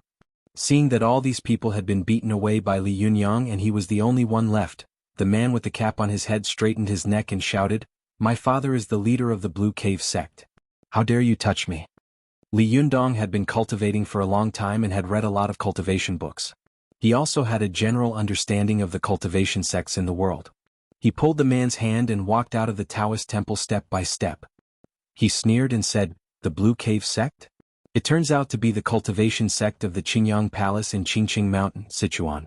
What are the cultivation sects from Sichuan doing in Jiangsu? Why are you making trouble for me? The man also sneered and said, I can come here if I want to. It's none of your business. This mountain doesn't belong to you alone. Li Yundong was a little angry. He exerted force with his fingers and the man let out a cry. Beads of sweat flowed down his forehead like beans. Li Yundong said in a cold voice, Don't think that I don't dare to touch you. When the 6 great sects besieged the Fox Zen school, I killed 2 people and defeated 9. The souls in my hands are not less than yours. Anyway, killing 2 is killing and killing 3 is also killing. I dare to offend the 6 great sects in the Jingyi school. Don't think that I don't dare to offend the cultivation sects in Sichuan. The man was sweating profusely. He endured the pain and said in a trembling voice, I heard that you are the strongest master of the younger generation. Even Ziyuan was defeated by you, so I want to make trouble for you. As long as I win, I will be the strongest master of the younger generation. When Li Yundong heard this, he laughed out loud and said, "What do you mean by first and second? Do you have the nerve to call yourself first after winning by such means?" The man turned his face away and didn't say anything, but his face was full of disapproval. Obviously, in his opinion, only victory and defeat could be determined in a fight, not in the light of the means. Li Yundong saw that they were on different paths, so he didn't want to waste his breath. He just led the man out of the Taoist temple and warned him with a sneer, "Today, for the sake that you didn't make things difficult for others and directly attacked me, I will spare you this time. When you go back, tell the cultivators of the younger generation in the world that if they are not convinced, they can come to challenge me. I, Li Yundong, will never refuse. But if anyone dares to attack the people around me or use any tricks, I will not be polite to him." After that, he waved his hand and threw the man more than 10 meters away. The man with the cap felt like he was flying like a kite, but when he landed, he felt a huge force coming from his body, forcing him to retreat. He could be considered a person who had started cultivating in his mother's womb, so his basic skills were extremely solid. After getting out of Li Yundong's control, he immediately sank his chi into his dantian, trying to control his body. But the force was too strong. If the man took it head-on, his meridians would probably be injured. He had to take more than a dozen steps back and wait for the force to slow down. Only then did he prepare to use chi to stabilize his body. However, just as he was about to use chi, another force suddenly pounced on him. It was like one wave after another, slapping him back again. The man felt helpless and thought to himself, "The sneak attack of the leader of the Fox Zen school when he caught me didn't seem to be a coincidence.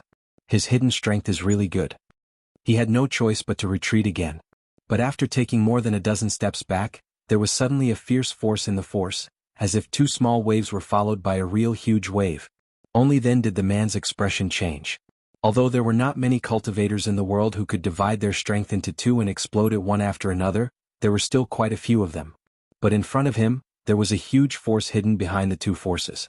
This kind of twists and turns couldn't be done without a very authentic, vigorous, and condensed jinchi. How did this man cultivate? Could it be that he had really cultivated the heavenly Jindan technique as the rumor said?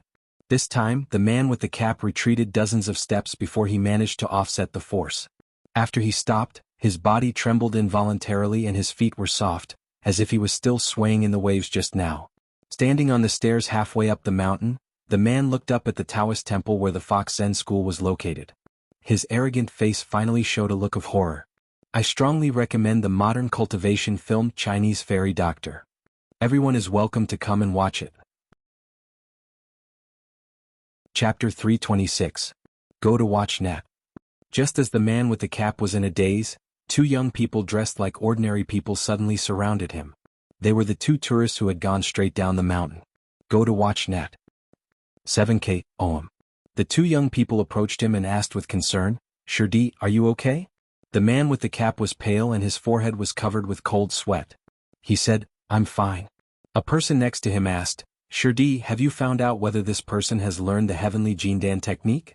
The man with the long cap said with lingering fear, "I didn't find out. But this man's jinchi is so strong and condensed. Except for my father and the leaders of the great sects, I have never seen such a young man with such pure jinchi. Even if this person doesn't practice the heavenly Jindan technique, he is also a master. No wonder he can defeat the 6 great sects by himself. I thought it was a false rumor, but now it seems to be true." The other person comforted him. "Shirdi, you don't have to be too discouraged. You haven't used the powerful magical weapons and talismans that Master gave you. If you really fight, you won't necessarily lose to him." The man with the cap glared at him and said, "I just think that the powerful magical weapon, the Fan of 7 Treasures, is too domineering, so I chose to fight with him. My father refused to pass on the Sanhuang sword to me. How can I fight with him? With just a few talismans? Humph, don't say any more. I don't know who spread the news that this guy has the heavenly Jindan technique. I was tempted, so I came here and made such a fool of myself." One of his shitty said, "Shirdi, Li Yunyang defeated the 6 great sects by himself and also defeated Jinren Yuyang and Jinren Ziyuan of the Jingyi school. If he hadn't practiced the heavenly Jindan technique, how could he be so powerful? And now the cultivation world is talking about it and it's spreading like wildfire." The man with the cap spat bitterly and stamped his feet. "Fortunately, I was careful. I only said that I was not convinced and came to challenge him. If he knew that I was aiming for the heavenly Jindan technique, I'm afraid that things would be difficult to settle today. I'm not going to say any more. Damn it, I've lost this place today. I'll find a way to get it back later. Let's go. His other junior brother smiled sinisterly and said, Senior brother, you don't have to be angry. Now that this matter has spread, there will be more and more people coming to find trouble with him in the future. At that time he will be tired of dealing with them. Senior brother, you can... Before he could finish, the man in the cap also revealed a playful smile, and the three of them burst into laughter. Watch net. 7KOM.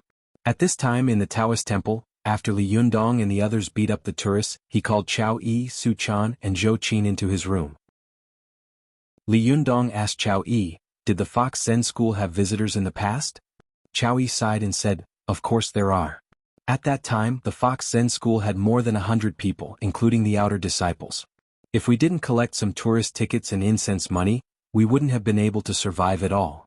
However, our Taoist temple doesn't have a lot of incense offerings, and very few tourists come here to play. There are a lot of people like today. Li Yundong nodded. After thinking for a while, he said, I've asked the person who came to make trouble just now. He's from the Blue Cave sect. The Blue Cave sect? Su Chan, Zhou Qin and Chao Yi said in unison. Zhou Qin had never heard of this sect before, so she asked curiously. However, Su Chan and Chao Yi were surprised. Chao Yi frowned and asked, isn't this a cultivation sect from Sichuan? What are they doing here? Do they want to follow the 6 great sects and get involved in this mess? Su Chan snorted and said, then they're too late. The 6 great sects have been defeated by Yundong.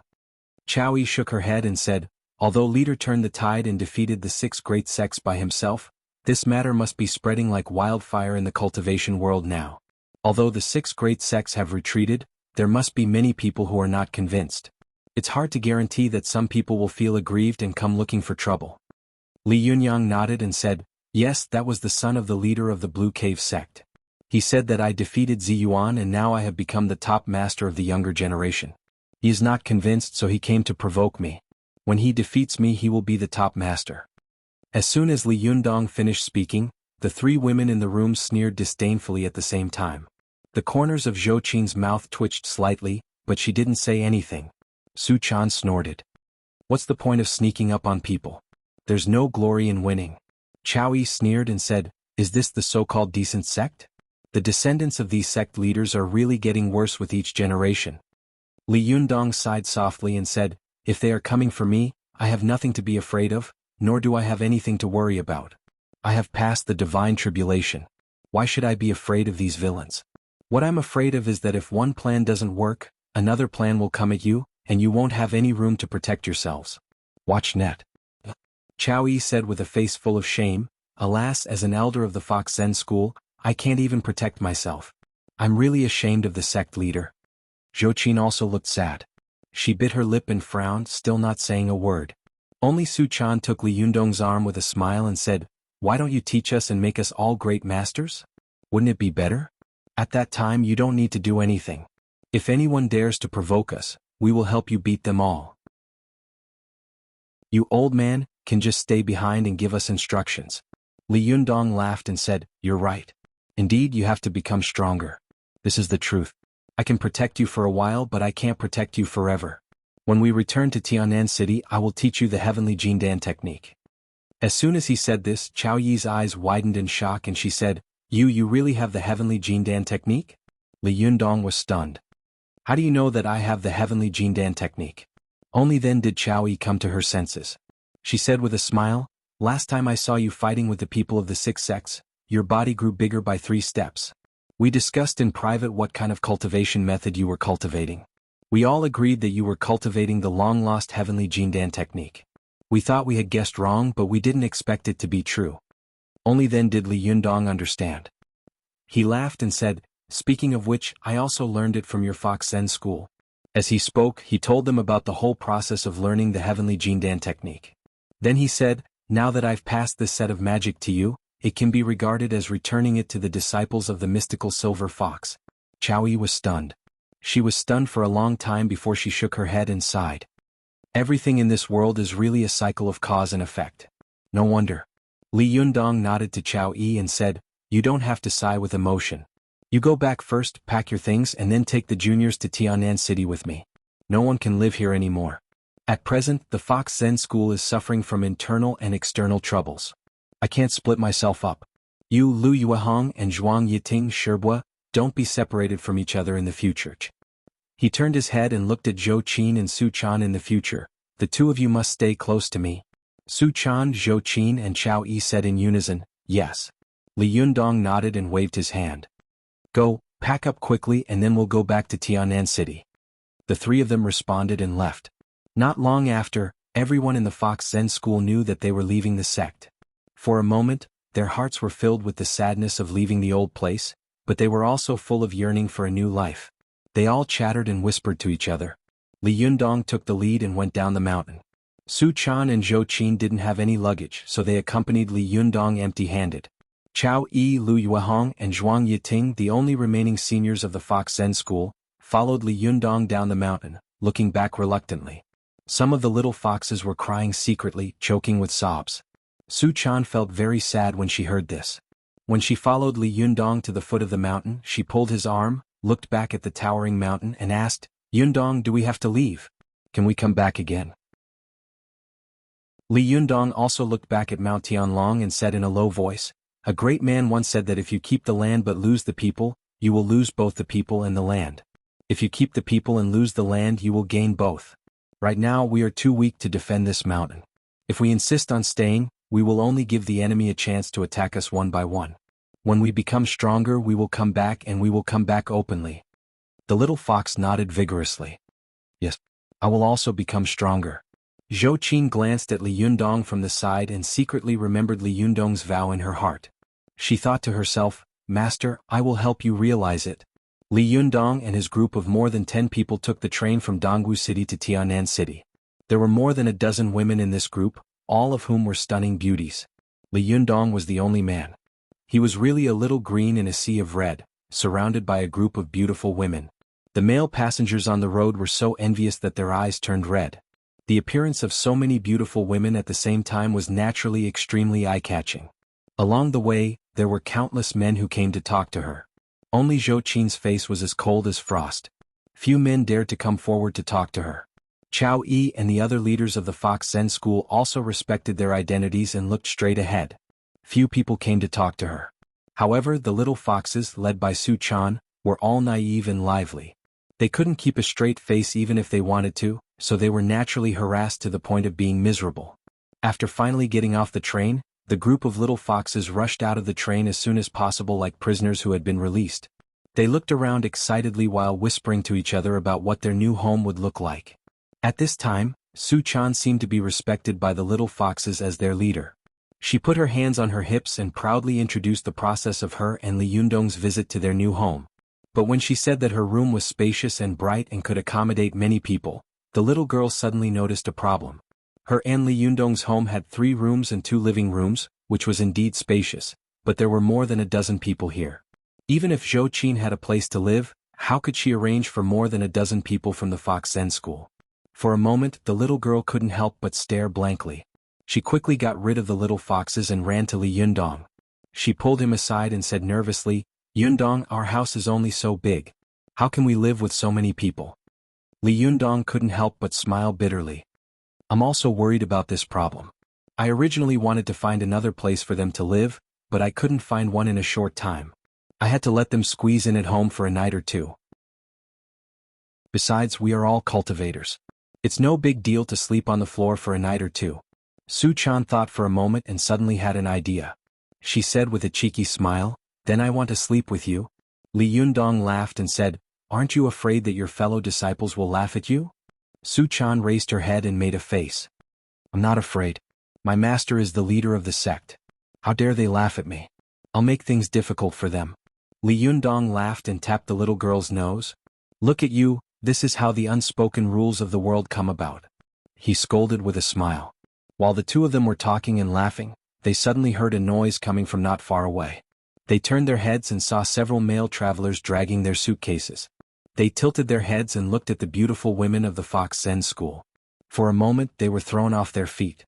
Li Yundong's heart skipped a beat, and he secretly felt a headache coming on. He thought to himself, Su Chan, this little fox spirit, has made such a mess when she came into the world. Last time, the group of foxes of the Fox Zen school went down the mountain and almost blocked the streets of Tianan City. This time she has come into the world legitimately.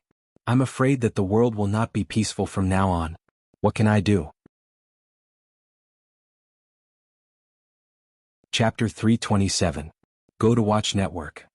Although Li Yundong was a very low-key person with so many beautiful women accompanying him along the way, he couldn't keep a low profile even if he wanted to.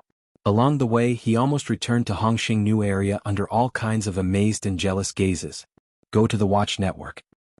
A group of little foxes chattering on the street didn't seem noisy, but once they entered the quiet community, especially after entering the building, they immediately became like a flock of ducks, which made Li Yundong's head hurt. In particular, when a group of people got into the elevator was crowded. Half of the people who were about to get on the elevator looked at the elevator on the left and right side of the door and were shocked. They saw Li Yundong standing at the front of the elevator, and behind him stood a group of beautiful women. They all looked different, but all of them were stunning beauties. These people were shocked. The men felt ashamed of their inferiority and almost turned around and jumped off the building. The women almost stabbed their eyes out, only to hate their parents for not giving them good looks. Although Li Yundong made room for them when he saw them, they were not willing to get on the elevator. They just shook their heads like a rattled drum, watched the elevator close, and watched Li Yundong go upstairs with a large group of beautiful women. When the elevator closed, they each activated their extraordinary imaginations and began to let their imaginations run wild about the background of this boy who was surrounded by a group of beautiful women. Li Yundong felt strange under these gazes. When he finally reached the floor, he walked out of the elevator and coughed dryly. We're here.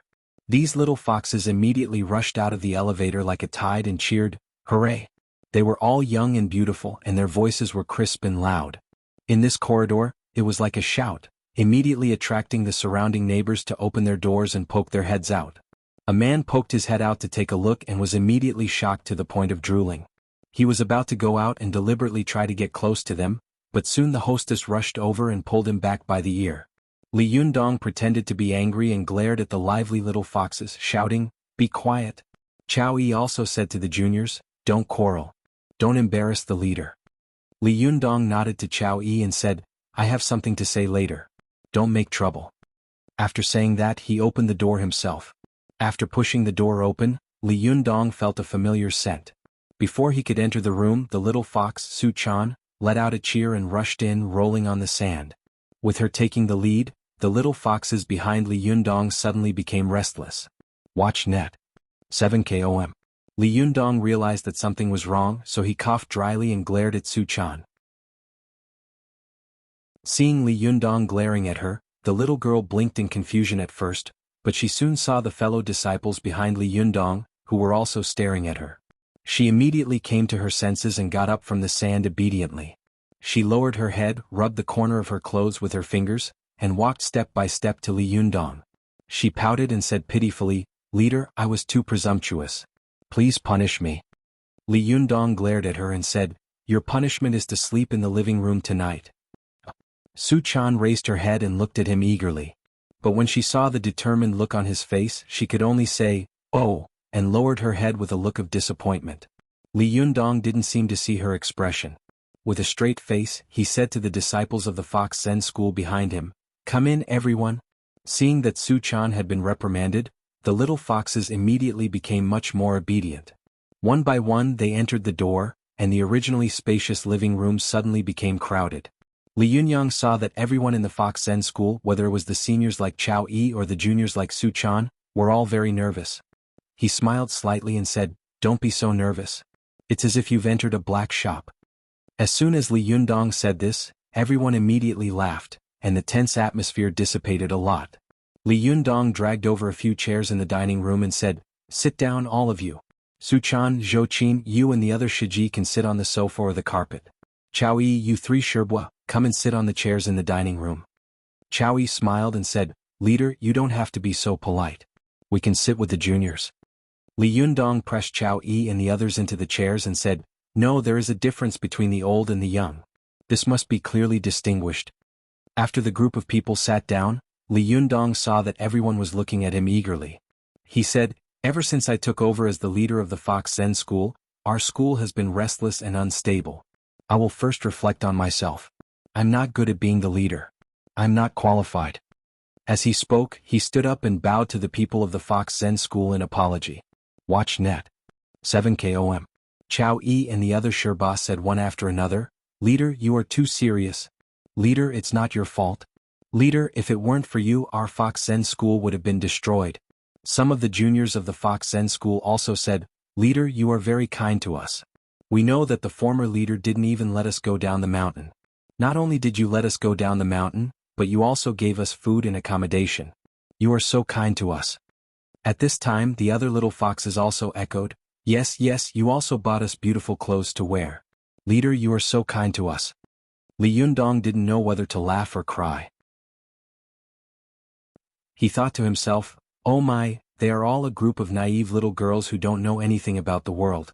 If you meet other men, they will not only give you food and accommodation, but also a place to sleep." Li Yundong coughed dryly and said, Okay, don't say any more. Now that I have taken you down the mountain, I will be responsible for your food, clothing, housing and transportation. In a few days I will find a house for you. For the next 2 days you will have to bear with it and squeeze in a room."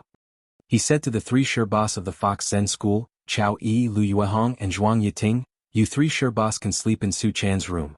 Her room is the most spacious. How about you 3 Sherpas share a room?" Chao Yi, Lu Yuehong and Zhuang Yiting all smiled and said, "It doesn't matter. We will listen to leader's instructions." Li Yundong then said to the remaining 7 juniors of the Fox Zen School, "4 of you will sleep in the other 2 bedrooms. How about that?" The little foxes of the Fox Zen School nodded one after another and said crisply, "We will listen to leader." Although Li Yundong didn't have any improper thoughts about these beautiful little foxes, he was really happy to hear so many stunning beauties say this together. Li Yundong nodded and then said to Su Chan and Zhou Qin, "The 3 of us will sleep outside the living room." Hearing this, Su Chan couldn't help but let out a cry of disappointment. However, Zhou Qin's heart skipped a beat. She knew that Li Yundong was showing the people of the Fox Zen School that he, Su Chan, and himself were innocent. Zhou Qin's expression didn't change and she didn't say anything, but Chao Yi and the others of the Fox Zen School immediately stood up and shook their heads. "No, absolutely not." Li Yundong asked in confusion, "Why?" Chao Yi said with a serious face, "How can we let the leader of a sect sleep in the living room while we sleep in the bedroom? Although our Fox Zen School is a small sect, we also understand that there are other principles of seniority. The leader is a precious person. How can he sleep in the living room? No, absolutely not." Lu Yuehong also nodded in agreement and said, 6 Shimi is right. If you sleep in the living room we would rather not sleep." Zhuang Yiting also said, "That's right." Seeing that the 3 Sherpa had agreed, the juniors of the Fox Zen School immediately followed suit and said, "That's right." Li Yundong smiled bitterly and said, "Then what should we do?" Chao Yi said, "The leader should have a room by himself, and then the 3 of us will share a room. Su Chan and Zhou Qin will share a room, and the juniors of the Fox Zen School will squeeze in the living room." "That's good." Li Yundong shook his head and said, "How can this work? How can 7 people squeeze in the living room?" However, Chao Yi said flatly, "We cultivators don't have high requirements for a place to sleep. We just need to sit cross-legged and meditate for a night. The living room is very spacious and enough for 7 people." Previously, the leader also said that there is a difference between the elders and the juniors, so I think the leader should also know the difference. Only in this way can we distinguish the difference between the elders and the juniors. Li Yundong still shook his head. "No, this won't work. Everyone is squeezing. How can I sleep in a room alone?"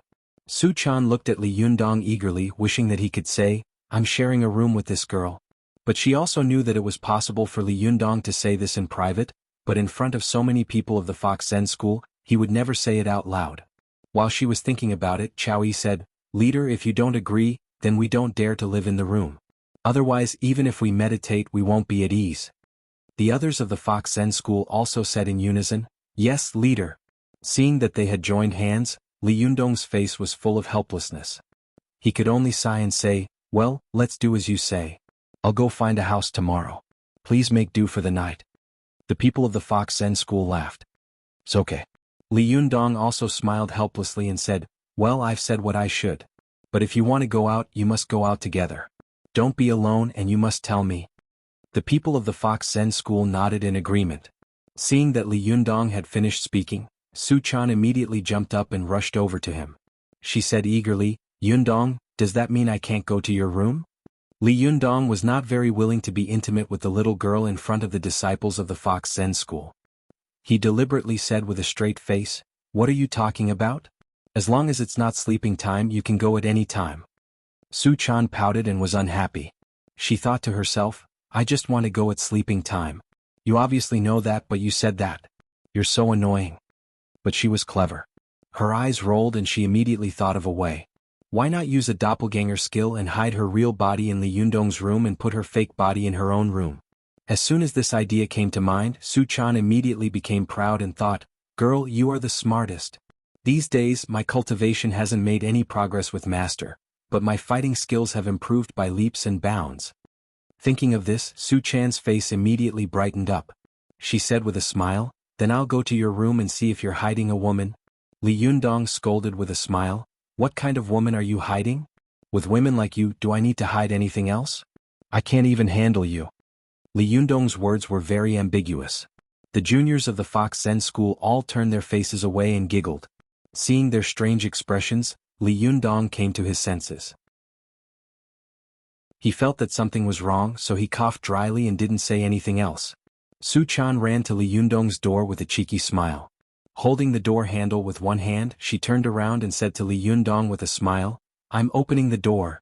Li Yundong glared at her angrily and waved his hand. "Open it?" Su Chan twisted the doorknob and pulled it open. As soon as she pulled it open, countless small plastic bags poured out like a tidal wave, instantly drowning Su Chan in it. Li Yundong was shocked. He immediately rushed over and shouted, "Girl, are you okay?" Chapter 328. Go to watch net. Su Chan let out a cry as she was washed away by the tide of plastic bags, but she quickly struggled to stand up. Her 1.65-meter tall body was only left with half of her body submerged by the small plastic bags that suddenly gushed out of the room. She stared at the plastic bags under her in shock, then picked one up and saw a few words written on it, "Fujian Tai Guanin." At this time, Li Yundong also found that his room was full of tea bags. He was stunned and said, "What's going on? Why are there so many tea leaves?" Just as he was puzzled, he suddenly heard the sound of keys at the door. Then the door was pushed open and Ruan Hongling and Ziyuan walked in with big bags. Go to watch net. The two female disciples of the Linggong sect were shocked to see so many people in the room, especially the female disciples of the Fox Zen school. Ruan Hongling's eyes widened and she said in shock, "What's going on?"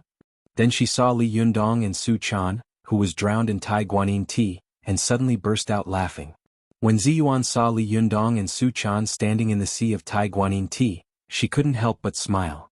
Ruan Hongling said to Li Yundong, "Hey, who told you to open the door?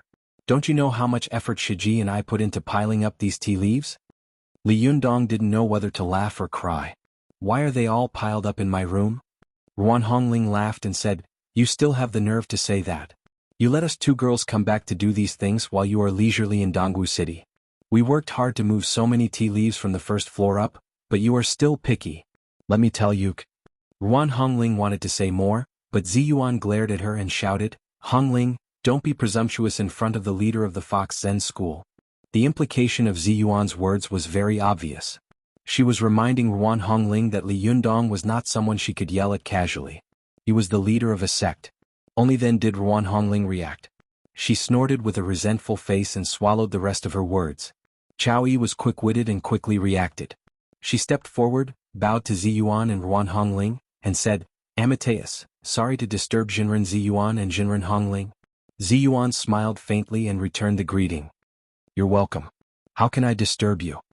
When the others of the Fox Zen school saw Ziyuan and Ruan Hongling come in, although they did not take the initiative to come forward to show their goodwill like Chao Yi, most of them stood up one after another, maintaining a vigilant and distant attitude. Ziyuan also knew that although she had participated in the siege of the Fox Zen school last time and had secretly helped the Fox Zen school, she could be regarded as the benefactor of the Fox Zen school. Watch net. 7 KOM. However, the grudge between the Fox Zen school and the Jingyi school was too deep. Moreover, Yan Fang was the second Shibwa of the Linggong sect and had a very close relationship with him. Yan Fang had almost caused the destruction of the Fox Zen school. It would be a lie to say that there was no resentment in the hearts of the Fox Zen school. Ziyuan was well aware of this, so she didn't care about it. She just smiled gently at them and then said to Li Yundong, "Jinren Li, can I have a word with you in private?" Li Yundong nodded and said, "Okay, let me put all these tea leaves back first." After that, he controlled his jinchi and swept all the tea bags back into the room like sweeping the floor. Then he used his jinchi to block them so that none of them fell out. Su Chan, who was beside him, quickly took the opportunity to close the door with a bang. She patted her chest and said with lingering fear, "I was scared just now. Did Jing Yuming bring all these tea leaves here?" Li Yundong spread his hands. "Is there someone else?" Su Chan rolled her eyes. "Then where will you sleep at night?" Li Yundong smiled bitterly and said, "I'll sleep in the living room with you." At this time, Zi Yuan said, "Jinren Li, if you don't mind, you can stay at our place for the night." Li Yundong hesitated for a moment. "That's not good, is it?" Zi Yuan smiled slightly and said, "It's okay, but I have 2 questions to ask you." Li Yundong nodded and went to Su Chan's bedroom with Zi Yuan. After closing the door, he asked, "Do you want to ask me why I brought all the disciples of the Fox Zen school home?" Zi Yuan saw that Li Yundong was getting straight to the point. She thought that Li Yundong would avoid this question, so she couldn't help but be stunned. Seeing her expression, Li Yundong laughed and said, "I know that you will think too much when you see this scene. Yes, the people of the Fox Zen school are all intelligent foxes, and all of them are stunning beauties. Normally, it would be enough to cause a great uproar if one of them came to the human world, let alone so many of them. So, you have doubts in your heart about whether I have selfish motives or not, right?" Zi Yuan also laughed and said, "Amateus Jinren Li, you are so frank. It seems that I was overthinking." Li Yundong waved his hand and said, "If I were you, I would also think too much. However, I really have my own difficulties in bringing them down the mountain. Even if you didn't tell me, I would have told you. Go to the internet." 7 KOM. Zi Yuan asked curiously, "Oh? What's so difficult about the famous Jinren Li?" Li Yundong sighed and said, "Don't tease me. There's no one else here. Given our friendship, there's no need to be so polite." As he said this, he told Zi Yuan what had happened to him before, and then said, "Such a tragedy has occurred in our Fox Zen school, and even a mortal has been implicated. This matter is really a thorn in my heart, making me restless." Zi Yuan said with a serious face, "Do you suspect that there is a traitor in your Fox Zen school?" Li Yundong said, "Yes. Now the Fox Zen school is suffering from internal and external troubles, and the situation is extremely bad. Not only has its economic lifeline been cut off, but the food, clothing, housing and transportation of a group of people have also become a problem. Moreover, the major sects are still not giving up on the Fox Zen school. Yesterday, I found a gangster peeking at the Heavenly Jindan technique in the secret room of the Fox Zen school. I think if the news that the Heavenly Jindan technique is in the hands of the Fox Zen school gets out, our Fox Zen school will not have a good life. Now I don't know how many enemies are coveting us outside, and I don't know if there is a traitor inside. If there is, who is it? So I brought them all down the mountain. Everyone is together, so it's convenient for us to monitor each other." Zi Yuan nodded slightly, and there was a look of admiration in her eyes. She said, "Do the other people of the Fox Zen school know that there is a traitor in the sect?" Li Yundong shook his head and said, "No, I only told Su Chan, Zhou Qin and you about this. I think if they know, they might suspect each other. At that time, the hearts of the whole sect will be scattered. At that time, I will be the leader of the sect in name only." Zi Yuan sighed softly and looked at Li Yundong sympathetically. "It's really not easy for you to be the leader of the sect." Li Yundong chuckled and said, "I received orders in the face of danger. Moreover, for the sake of Su Chan, I have to persist. I can't let her sect be destroyed in my hands." Zi Yuan's heart skipped a beat. She looked at Li Yundong with a complicated look in her eyes and sighed. "You are really a man of affection and righteousness." Li Yundong waved his hand and said, "I think I may cause you a lot of trouble in the future. After all, there are 11 people in the Fox Zen school including Su Chan. Sometimes I can't look after them alone. I have to find a house for them tomorrow, and we have to find a store as soon as possible and open it. Otherwise, if we just sit here and eat, it won't be long before there are only 80 yuan left of the 800,000 yuan." Zi Yuan smiled slightly and said, "You're right. We really have to increase our income and reduce our expenditure. Otherwise, if a group of cultivators die of poverty and starvation, it will really be the biggest joke in the cultivation world in the past 5,000 years." Li Yundong chuckled and said, "But at night, I want to ask you for a favor." Zi Yuan asked in confusion, "What kind of favor?" Li Yundong said, "I want to see if the bodies of the 2 golden snakes are still there." Zi Yuan asked curiously, "Why do you want to see them?" Li Yundong thought for a moment and said, I'll tell you the reason tonight. I can't answer until I've seen them. Ziyuan smiled and changed the topic. Well, since we've made things clear, we should face a bigger problem now. Li Yundong asked, what's the problem? Ziyuan pointed outside the door and said, there are so many people. How are we going to feed them? Are we going out to eat or eating at home? Li Yundong couldn't help but feel a headache coming on. There are so many people. If we go out to eat, I'm afraid it will be too noisy. We'd better eat at home. Ziyuan began to roll up her sleeves and said with a smile, then we should get started now. It won't take a while to prepare a meal for more than a dozen people. Li Yundong laughed and said, fortunately you're here. Otherwise, I'm afraid that my waist would break if I were to do it alone. Ziyuan said, Li Yundong, it's not that I want to criticize you, but you have to find a way to get out of these mundane things. Otherwise, you won't even have time to practice and your cultivation will not progress at all. You have to know that cultivation is like sailing against the current. If you don't make progress, you will fall back. If you don't make progress, maybe someone will defeat you next time. Li Yundong thought of the young man from the Blue Cave sect who had come to provoke him. He couldn't help but look serious. He said, you're right. When I solve the problem of food and clothing for the Fox Zen school, I can free up my hands to cultivate. Ziyuan nodded and didn't say anything. After the two of them went out, they went into the kitchen and began to get busy. Ruan Hongling went in to help, but Su Chan was still forbidden from leaving the kitchen by Li Yundong, so she had to watch TV in the living room obediently. The little foxes surrounded the TV curiously and kept chattering. But after watching for a while they got tired of it. More people surrounded Su Chan curiously and asked her to tell them about all kinds of things she had encountered in the secular world. The little girl was crazy when she saw a group of people surrounding her.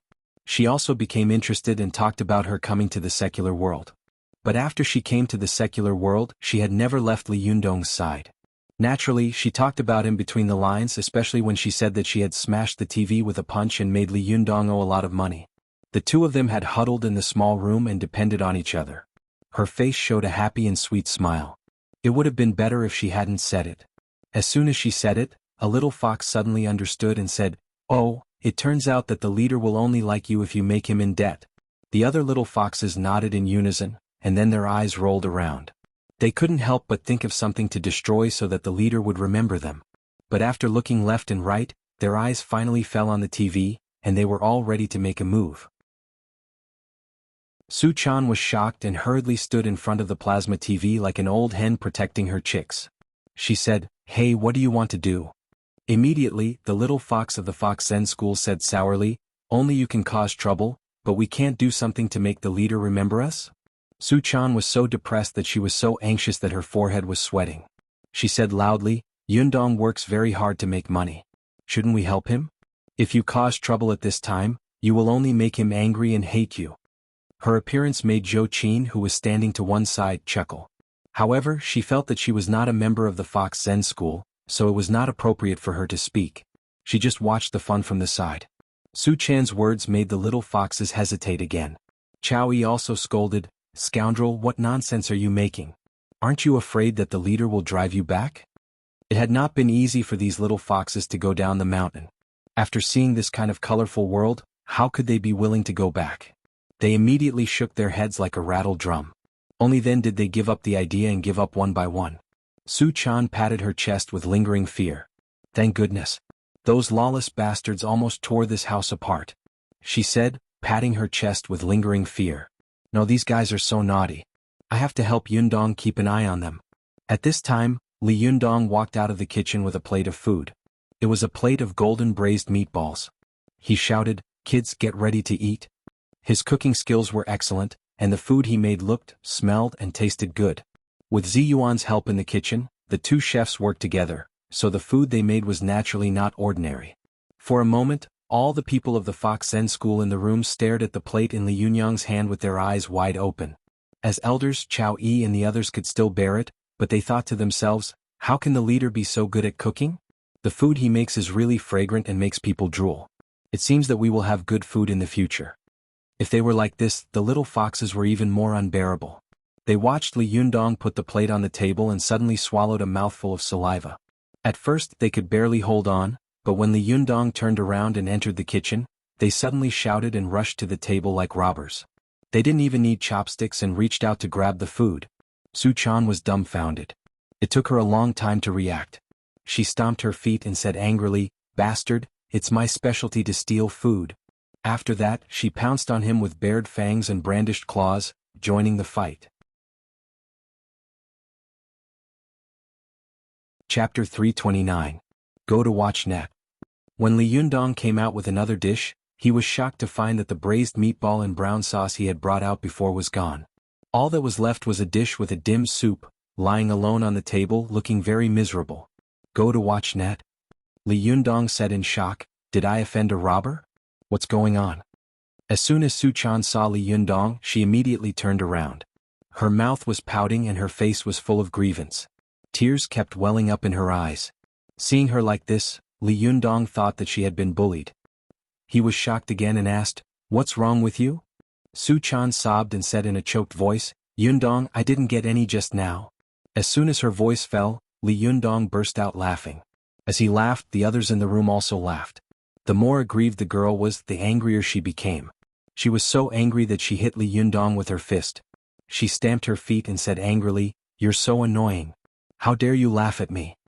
Li Yundong quickly turned back to cover the dish and said with a smile, "Hey, be careful. If you spill it, you won't have anything to eat." Only then did Su Chan notice that there was a braised bream on the plate in Li Yundong's hand. She immediately drooled and said eagerly, "This time, I want to take the first bite." Li Yundong looked up and saw that the disciples of the Fox Zen school, big and small, were all craning their necks to look at him. They were all staring at the plate in his hand with green eyes. He thought to himself, "Oh my, this is simply a group of hungry ghosts who haven't eaten for thousands of years. I'm afraid that this dish will be eaten immediately after I put it on the table." Li Yundong hurriedly took the dish and walked into the kitchen. Seeing that he had actually turned around and left, Su Chan immediately shouted, "Hey, where are you going? I want to take the first bite." Li Yundong laughed and scolded, "This fish will be gone in one bite. When the dishes are all ready, I'll bring them up together. Otherwise, if I bring one up, you guys will eat one at a time." After that, he slammed the kitchen door shut. Su Chan was depressed. She rushed to the door and pounded on it with her fist, shouting, "Yundong, I'm starving. Let me eat something first." She knocked on the door for a while and it suddenly opened. Before the little girl could close her mouth, Li Yundong stuffed something into her mouth and closed the door with a crash. Something was stuffed into the little girl's mouth. At first, she thought that Li Yundong had given her a piece of delicious food, but when she bit it, she found that it was extremely hard. Not only could she not bite it, but it almost broke her teeth. Watch net. Su Chan lowered her head and spat out the thing in her mouth. It turned out to be a walnut, and it was an uncracked walnut. Su Chan immediately stomped her feet and said, "Wow, you actually hit me with a hard walnut. I don't care, I want to eat." At this time, Li Yundong opened the door again and asked with a serious face, "One is not enough? Those two." As he spoke, he handed over another walnut. Su Chan was so angry that she grabbed the walnut and walked to the living room angrily. She sat alone on the sofa and sulked. Li Yundong laughed and closed the door.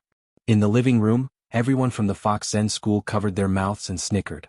When Chao Yi saw the little girl peeling walnuts in anger, she held back her laughter and walked over to Su Chan. She handed her a braised pork head in brown sauce and said, "Chaner, I have another one here.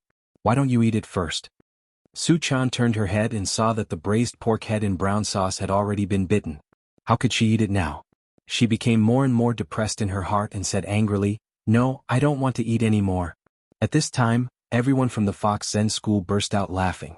Some little foxes took pleasure in Su Chan's misfortune and whispered sarcastically, "That's good. There's one less person to fight for food. We can eat more." When Su Chan heard this, she immediately beat her chest and stamped her feet in her heart, regretting it. She thought to herself, "Idiot, why are you being angry with yourself? If you don't eat, won't you starve?" However, she had just said those words out of anger. She was thin-skinned and couldn't take them back for a while. She just rolled her eyes and thought about what excuse to find to eat later. About half an hour later, the kitchen door suddenly opened. Li Yundong, Ziyuan, and Ruan Hongling all came out with 2 plates in their hands. They went in and out a few times and brought out more than a dozen dishes. For a moment, the table was full. Ruan Hongling looked at the dishes on the table and felt proud of herself. She shook her head and said, "Fortunately, I'm wise and powerful. I've long anticipated this situation and bought so many dishes. Otherwise, Everyone would just be waiting to eat the northwest wind.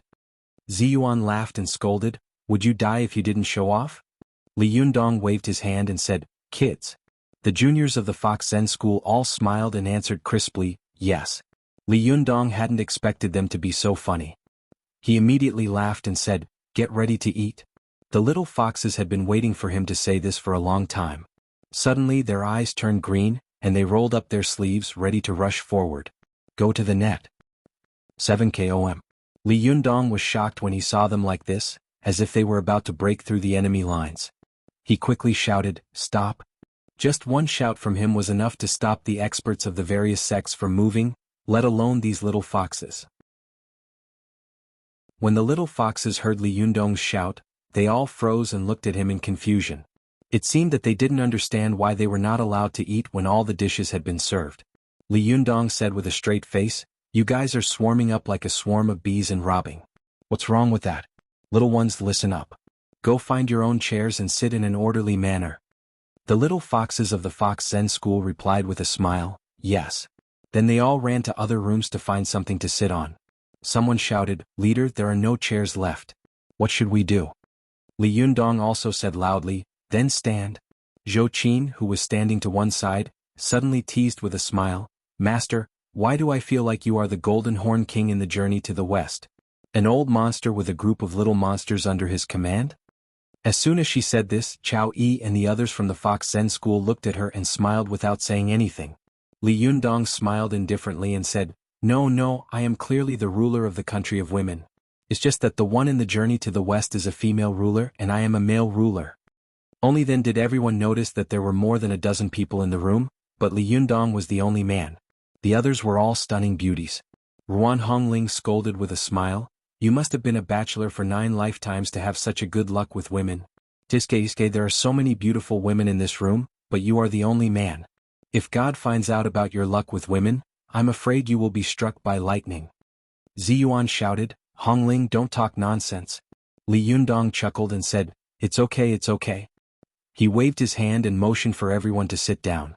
He was the leader of the sect, so he was elected to sit at the head of the table. Chao Yi and the other elders of the Fox Zen school sat on his left.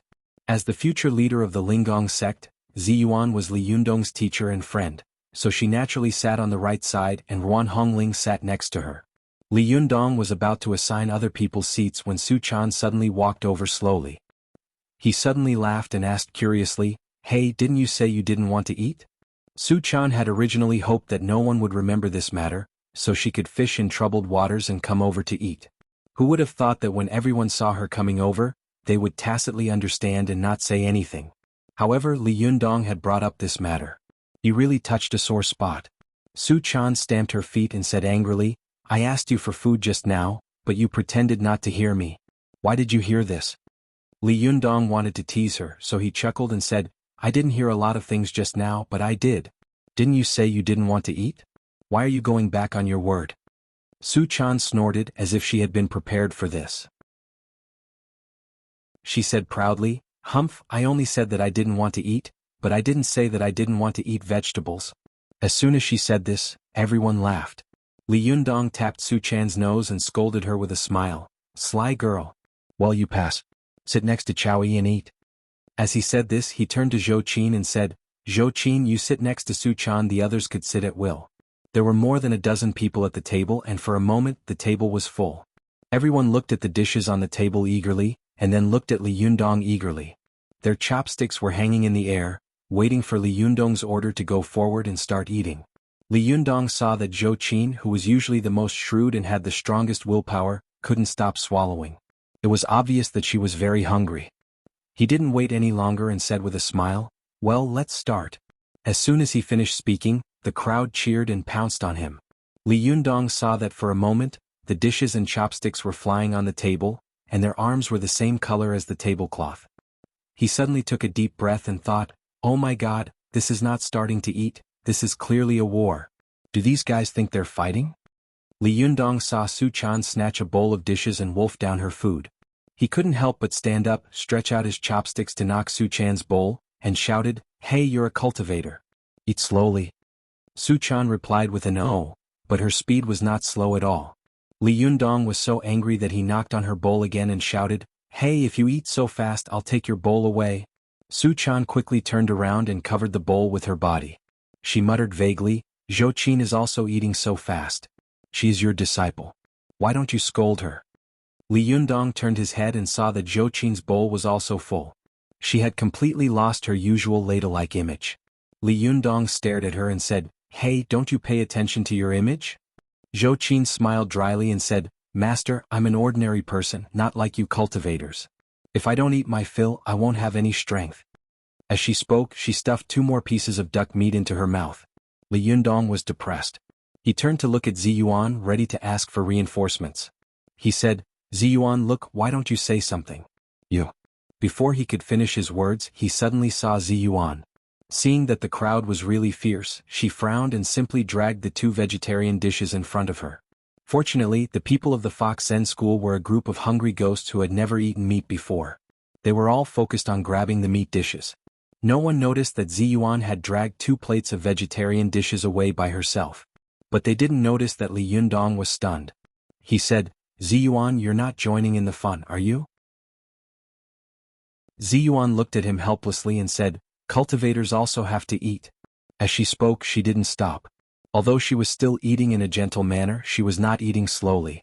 Li Yundong saw that the 2 dishes in front of her were quickly eaten up by her and Ruan Hongling. Li Yundong saw that the group of hungry ghosts had almost thrown themselves on the table, and he couldn't even see the dishes. He stared blankly, took a deep breath and said, "Oh my God, you're not eating but fighting. Well, since you're not polite, I won't be polite either. Look at my sweeping away the clouds." He shouted loudly and the chopsticks in his hand clanged twice, making 2 crisp sounds. When everyone heard his shout, they raised their heads one after another. Li Yundong was just about to put down his chopsticks when he saw that after everyone stood up, the table was revealed. All the dishes on the table had been swept away. It was empty and there were no dishes left. Li Yundong was dumbfounded and said, You actually snatched up all the dishes in less than a minute?" Everyone looked at each other and laughed dryly. Su Chan stuck out her tongue, took a soup bowl over and said, "Yundong, there's still some soup here." Li Yundong took the soup bowl and saw that there was only clear soup in it. There wasn't even any green onion in it. He couldn't help but say frantically, "Damn it, you are really a group of female bandits. You didn't leave anything for me, and you even said that the elders should respect me. I'm the one who cooked this meal. You didn't leave anything for me." Chow Yi smiled apologetically and said, "Leader, I still have braised pork head here. Do you want it?" Li Yundong said angrily, "Give it to me. It's better than nothing." But when he took a look, he found that the braised pork head had been bitten off. How could he eat it? Li Yundong was so angry that he couldn't help but feel dizzy. Suddenly, he heard Ruan Hongling say loudly, "By the way, there's stilts." Li Yundong couldn't help but be overjoyed. "What else is there in the kitchen?" Ruan Hongling said slowly, "There are 2 pots of rice in the kitchen. Li Yundong, you can eat this braised pork head and then eat 2 pots of rice." After that, the women burst into laughter. Li Yundong burst into tears. F***CK, this is not a romantic encounter, this is clearly suffering. Chapter 330. Go to watch net. As the leader and chief chef, Li Yundong couldn't even eat a bite of the food he made.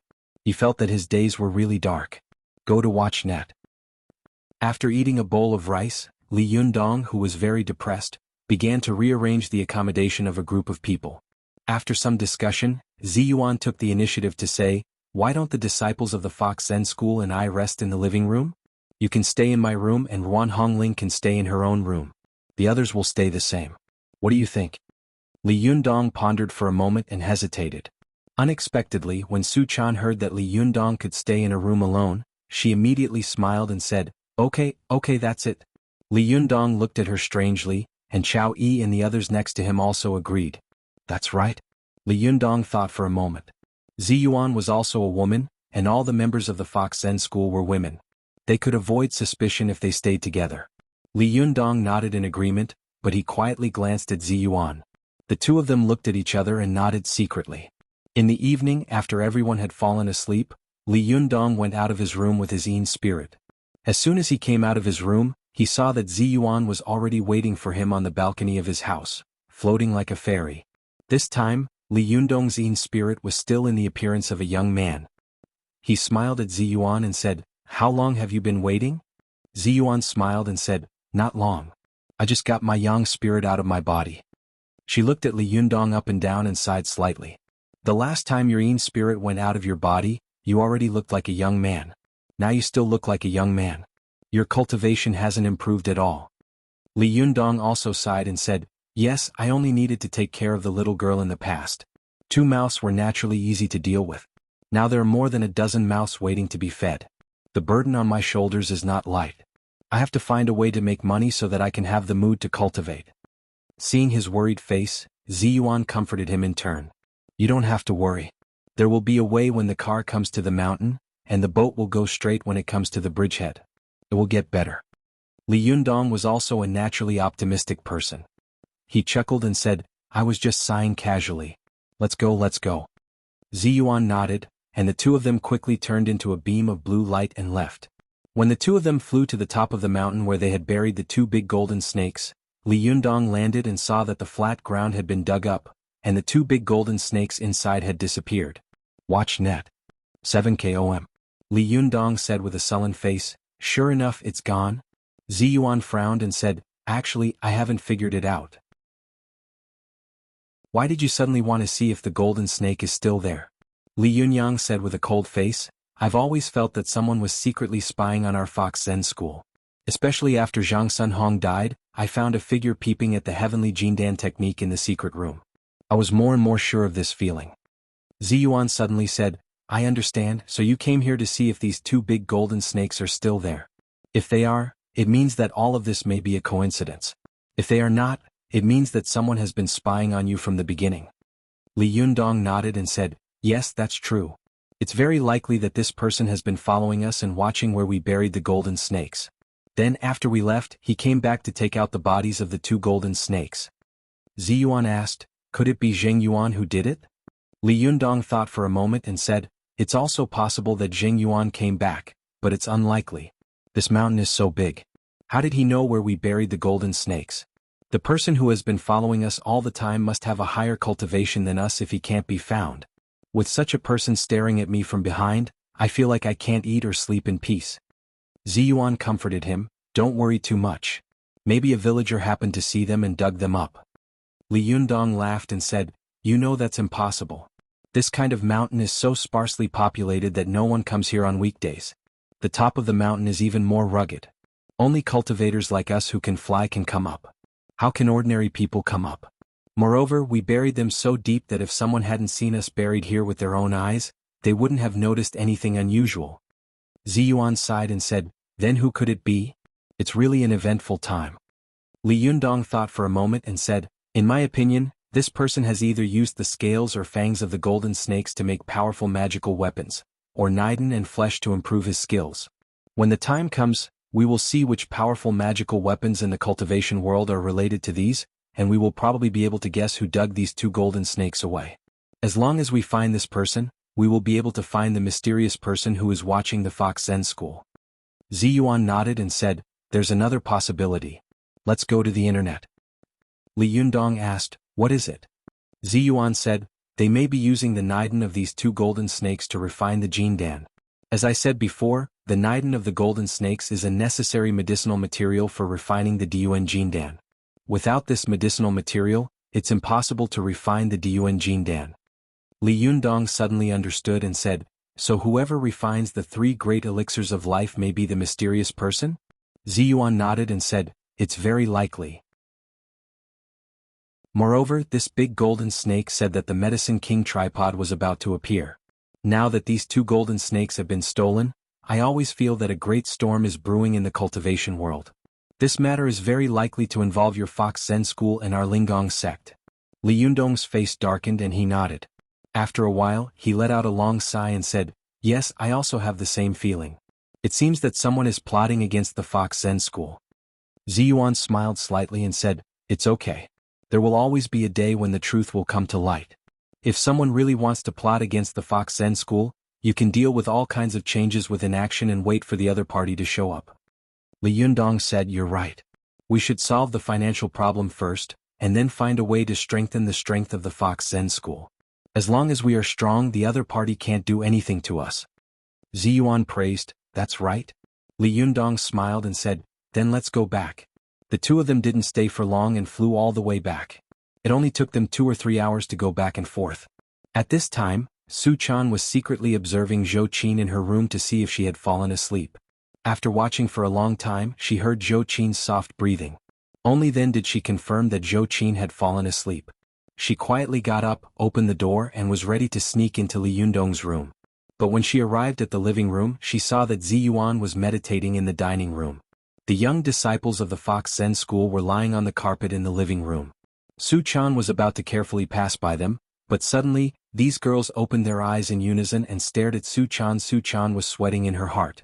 She felt as if she had been caught red-handed, and cold sweat broke out on her back. The little girl smiled dryly, raised her head and said, "Ah, the moon is so beautiful today. I'm going out to bask in the moonlight." Well, bask in the moonlight. The little foxes gave a meaningful "own" in unison, and then said in unison, "Then we also want to bask in the moonlight." Su Chan's heart was filled with hatred. These stinky girls, how dare they fight with me? They were actually waiting for me here. She put her hands on her hips, lowered her voice and glared at them.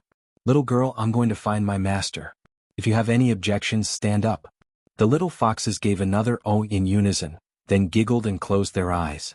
Seeing that they had stopped making noise, Su Chan quickly slipped away. She also knew where Ruan Hongling's room was, so she slipped to the balcony of their house, pushed the door open and slipped in quietly. The little girl was proficient in the art of invisibility and hiding.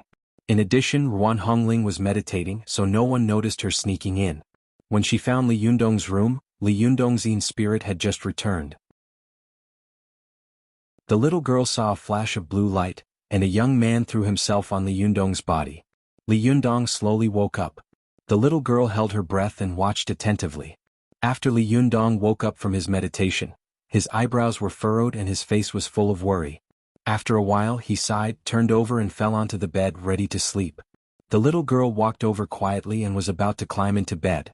Unexpectedly, as soon as her body touched the bed, Li Yundong suddenly turned over and shouted in a low voice, "Who is it?" Su Chan appeared, shushed him and said with a smile, "It's me, master. Don't you know me?" Li Yundong couldn't help laughing. "It's you? Why are you here?" Su Chan looked at Li Yundong eagerly and said, "Sister Zhou Qin, you stole my quilt when I was sleeping. I can't stand the cold, so I came to you for warmth." As she said this, she thought to herself, "Sister Zhou Qin, I'm sorry. I let you be a bad person this time. Next time I will definitely repay you." Li Yundong laughed and said, "You want to be warm? But I'm also very cold. What should I do?" Su Chan refused to believe him. She giggled and said, "No, my master is the warmest. Forget it, I want to crawl under the quilt." As she said this, she lifted the quilt and crawled in. But as soon as she got in, she found that Li Yundong's quilt was really cold. Li Yundong's body was even colder. She screamed because of the cold and tried to crawl out with her hands and feet. As she crawled, she shouted, "Why is your body so cold? I'm freezing to death." Li Yundong laughed. How could he let the little girl crawl away? He grabbed her back and said, "Where are you going? We'll share blessings and misfortunes together." The little girl struggled and said angrily, "I'm freezing to death, I'm freezing to death. You're going to freeze your little girl to death." Li Yundong's yin spirit came out of his body.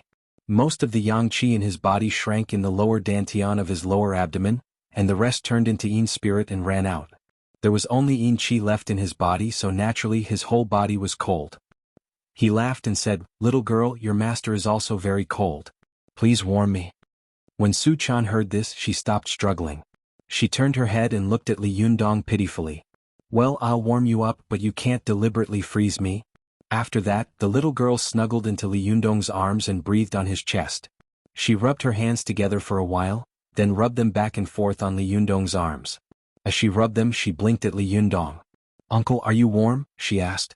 Li Yundong's body was not warm, but his heart was warm. He looked at the little girl lovingly, and the look in his eyes became gentler and gentler. He suddenly held the little girl tightly in his arms and said lovingly, "Silly girl." After that, the majestic and vigorous yang qi hidden in the lower dantian of his lower abdomen surged out, and his body suddenly became warm. The little girl was in Li Yundong's arms. Originally, she was afraid that she would be frozen into a popsicle, but as soon as her body touched Li Yundong's, she found that his body was warm. She immediately smiled and said, "Master, your body is warm. Did I warm you?" Li Yundong looked at the little girl in his arms with a smile and said meaningfully, "Yes, you warm me. With you here, I can warm up no matter how cold my body is." The two of them looked at each other in the dark room. Under the moonlight, they could see each other's bright eyes. The two of them smiled at the same time, and their smiles were full of sweetness and happiness. Chapter 331. Go to watch Net. The two of them snuggled up to each other, listening to each other's heartbeats and breathing each other's breaths. After a long time, Li Yundong suddenly smiled and said in a low voice, "Girl, we haven't been so intimate for a long time, have we?" Su Chan smiled sweetly and said softly, "Yes, we haven't kissed for a long time." Li Yundong smiled and said, "Then let's have a kiss?" Without thinking, Su Chan immediately leaned over and gave Li Yundong a hard kiss on the cheek. Then she shrank back and giggled. "Go to watch Net?" Li Yundong deliberately pretended to be dissatisfied and said, "You can't just kiss on the cheek. How old are you? You can't kiss on the cheek." Su Chan's cheeks were very red, but she was not afraid of being seen by Li Yundong at night. She giggled and said, "Then where should I kiss?" Li Yundong smiled and said, "Of course it's to kiss." Su Chan rolled her eyes and said with a smile, "Then close your eyes." Li Yundong pretended to be angry and said, "Fool, you can't see your own fingers in front of you. Why should I close my eyes? If you don't kiss me, I'll kiss you. It's a big crime to make me kiss you on my own initiative." Su Chan let out a cry and asked timidly, "What kind of big crime?" Li Yundong chuckled and said, "Pull up your pants and spank your butt." Su Chan twisted her body and said coquettishly, "No, my butt will be broken." Li Yundong touched it with a smirk and said, "Let me touch it. How can it be broken?" Su Chan giggled and grabbed his hand. She smiled and said, Okay, I'll kiss you." After that, she pouted and moved closer to Li Yundong, kissing him on the mouth like a chick pecking rice. How could Li Yundong allow her to run away? He grabbed her and kissed her heavily. At first, Su Chan was still giggling, but as Li Yundong's tongue pried open her teeth, Su Chan's soft body seemed to turn into a pool of spring water, softly melting into Li Yundong's arms. The little girl was kissed by Li Yundong until she kept moaning. When their lips parted, the little lass wiped her wet lips and giggled, "My mouth is numb. You are so annoying."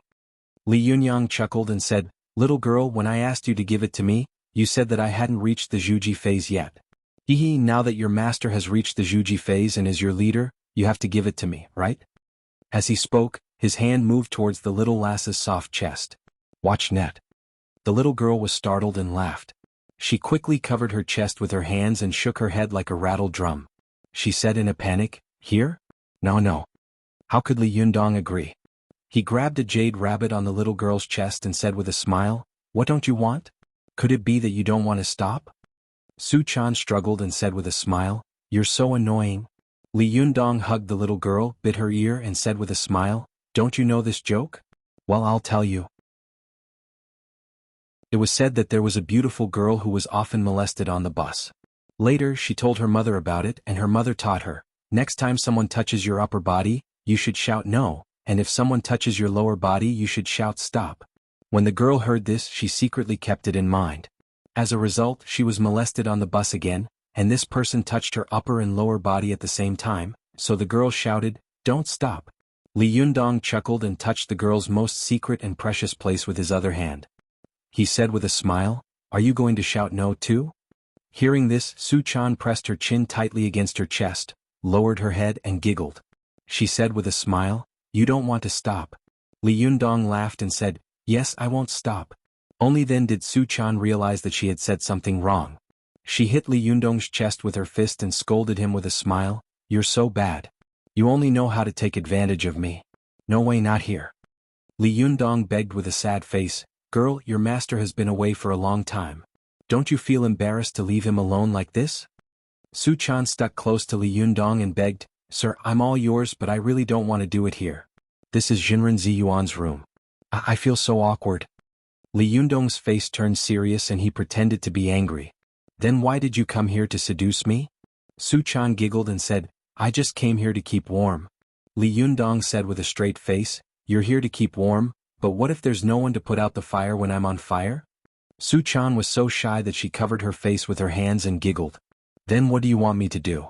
I just don't want to be here. I beg you, sir, I'll give you whatever you want. Li Yundong said with a gloomy face, you make it sound nice but you won't give me anything substantial. Go to the internet. 7KOM. Humph, big hoodwinker. Su Chan buried her head in Li Yundong's arms and said coquettishly, well sir, be good. Your cultivation is rising now. Don't break your Yuanyang body. It would be a pity. Li Yundong couldn't help but say in shock, last time you said that you would wait for me to reach the Zhuji phase, and this time you're talking about it. Can I only see it and not eat it for the rest of my life? Su Chan scratched Li Yundong's cheek with her fingers and said with a smile, shame on you. You're the leader of a sect but you're thinking about these things. You're so shameless. Li Yundong said seriously, nonsense, with a group of vixens like you, how can I be serious? After that, he said with a salivating face, besides, the sages also said that food and lust are human nature. The matter between a man and a woman is a human relationship. What's there to be ashamed of? Su Chan giggled and said in a sweet voice, anyway you're right. If you can't do it then you can't. This is Ziyuan's room and Ruan Hongling is still next to it. I don't want to be here. Besides, now that you're so powerful I can't take your yang to make up for my yin, but what if you take my yin away? Wouldn't that make me even weaker? Li Yundong let out a long sigh and said, in the end it still doesn't work. Oh my god, did you deliberately send such a demon to punish me? Zhou Qin said that I must have been single for 9 lifetimes to cultivate my luck with women in this life. I think I must have been too dissolute in the past so I sent a little demon like you to torture me in this life. Hearing this, Su Chan giggled and said, sir, in the way of dual cultivation, it's not that you pick me or I pick you. It's very difficult for 2 people to pick each other and then improve their skills. Unless. Li Yundong hurriedly asked, unless what? Su Chan rolled her eyes and said with a smile, unless our skills are about the same. You take the yin qi in my body for your own use and I take the yang qi in your body for my own use. This is called dual cultivation. Only the way of balance is the king. Otherwise, if one side is weak it will be easy to die.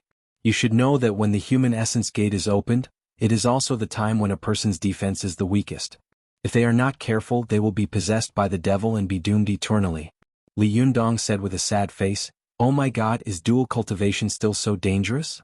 How long will it take for you to catch up with me? Su Chan giggled and said, that depends on how well you teach me. Li Yundong said with a bitter face, this is something that distant water can't put out a nearby fire. As he spoke, he suddenly had an idea. He thought for a moment and said seriously, well, I'll teach you a peerless divine kung fu that has been unparalleled in the past 5,000 years. Su Chan vaguely felt that Li Yundong's words were not good, but she still pursed her lips and asked with a smile, what kind of divine skill? Li Yundong grabbed the little girl's hand and put it down, then said with a righteous expression, 5 dragons embracing the pillar magic skill. Su Chan retracted her hand with a cry and blushed. She laughed so hard that she fell into Li Yundong's arms. She giggled and said, you're so bad. What kind of divine skill is this? Li Yundong said with a serious face, don't underestimate this kind of divine skill. This is a peerless divine skill that can be used to put out fires and eliminate disasters. If it weren't for this set of divine skills, I'm afraid it would be difficult for you to keep your virginity today.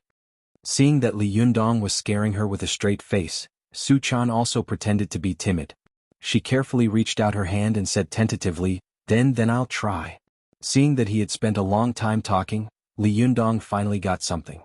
He immediately laughed and his face was like a flower. Well, young people should be brave to try. As the saying goes, true knowledge comes from practice. Before he could finish his words, he suddenly sucked in a breath of cold air. Hey, do you think you're pulling a radish? Su Chan replied weakly, oh. Then what should I do? I don't know how to do it. You teach me. Li Yundong sighed, raised his right hand and said to Su Chan, look, this is your senior. The 5 dragons embracing the pillar magic skill has been cultivated to the 9th level. Come over and say hello to your senior. Su Chan giggled and touched Li Yundong's right palm. She deliberately said, greetings, senior. There are so many calluses on your face. Li Yundong was furious. There are no calluses. No one has calluses on their face. Su Chan laughed so hard that she almost choked. She said with a smile, well, there are no calluses. Li Yundong snorted and raised his right hand high, looking like a fraud. That's more like it. How dare you not respect the old? hurry up and kowtow to the ancestor 3 times. Su-chan was born to laugh, but she had also met Li Yundong who loved to joke around. She laughed so hard that her eyes curved into crescent moons. She sat up solemnly and kowtowed 3 times to Li Yundong's right hand on the bed. After Su-chan finished kowtowing, she blinked at Li Yundong and said, "Done?" Li Yundong pretended to be displeased. "There's no sound at all. You're not sincere." Su-chan said with a wronged expression, "We're on the bed. How can we make a sound?" Li Yundong snorted and turned his head away. "That's none of my business." Su-chan rolled her eyes, giggled and kowtowed again. This time, every time she kowtowed she would make her own dong-dong sound. Li Yundong almost laughed when he heard this. He glared at her and said, "Do you think you're doing a film and TV show? You're actually doing your own dubbing." Su-chan threw herself into Li Yundong's arms with a smile and said coquettishly, "Well, master, I've already acknowledged you as my master. Don't make things difficult for me." After that, her eyes suddenly fell on Li Yundong's left hand. She couldn't help but ask, "By the way, your right hand has cultivated the 5 dragons embracing pillar to the 9th level. What about your left hand?" Li Yundong was stunned, but he quickly said, "Your left hand belongs to your Shenyang. She cultivates another set of magic skills." Su-chan asked with a smile, "What kind of magic skills?" Li Yundong snorted and said, "Your Shenyang cultivates the yin-yang palm. If you don't believe me, why don't you let her experiment on you?" After that, he moved the 5 fingers of his left hand maliciously, looking Su-chan up and down and smirking. Su-chan quickly hugged Li Yundong's right hand and said, "I'll cultivate the 5 dragons embracing pillar." Li Yundong had a cunning smile on his face. He said with a smile, "Then hurry up and cultivate." "Oh," Su-chan said weakly. "Then don't blame me if I don't cultivate well." Then she stretched out her hand towards him. Li Yundong closed his eyes with an intoxicated expression. After a while, he opened his eyes again and looked at Su-chan helplessly. "Are you playing the guqin? Can you use a little more strength? Oh. Hey, be gentle. Are you kneading dough? Oh. Hey, do you think you're drilling wood to make a fire? Oh." The two of them struggled for a long time and Su-chan finally found some tricks. Li Yundong was also gradually getting into a good mood. He took a deep breath and whispered, "Chaner, don't stop." Su-chan raised her head and blinked at Li Yundong. The little girl's face was particularly delicate and charming in the moonlight. Her charming eyes were like silk, and the corners of her eyes were curved when she smiled, which was indescribably attractive. Li Yundong couldn't help but hold the little girl in his arms and kiss her. Their tongues were entangled together. Just as Li Yundong was about to lose control, they suddenly heard a sneer in their ears. Umph. This sound was like thunder piercing through their ears, and Li Yundong and Su-chan were so shocked that they jumped up, and the desire in their bodies faded away. You're tuning in to the Han Li's Wuxia Adventures YouTube channel. We're so grateful for your support and don't forget to subscribe to join us on this incredible journey through captivating stories. Your generosity through donations truly makes a world of difference, as it's the primary source of revenue that allows me to expand and enhance this channel for you. Thank you from the bottom of my heart for being a part of this adventure.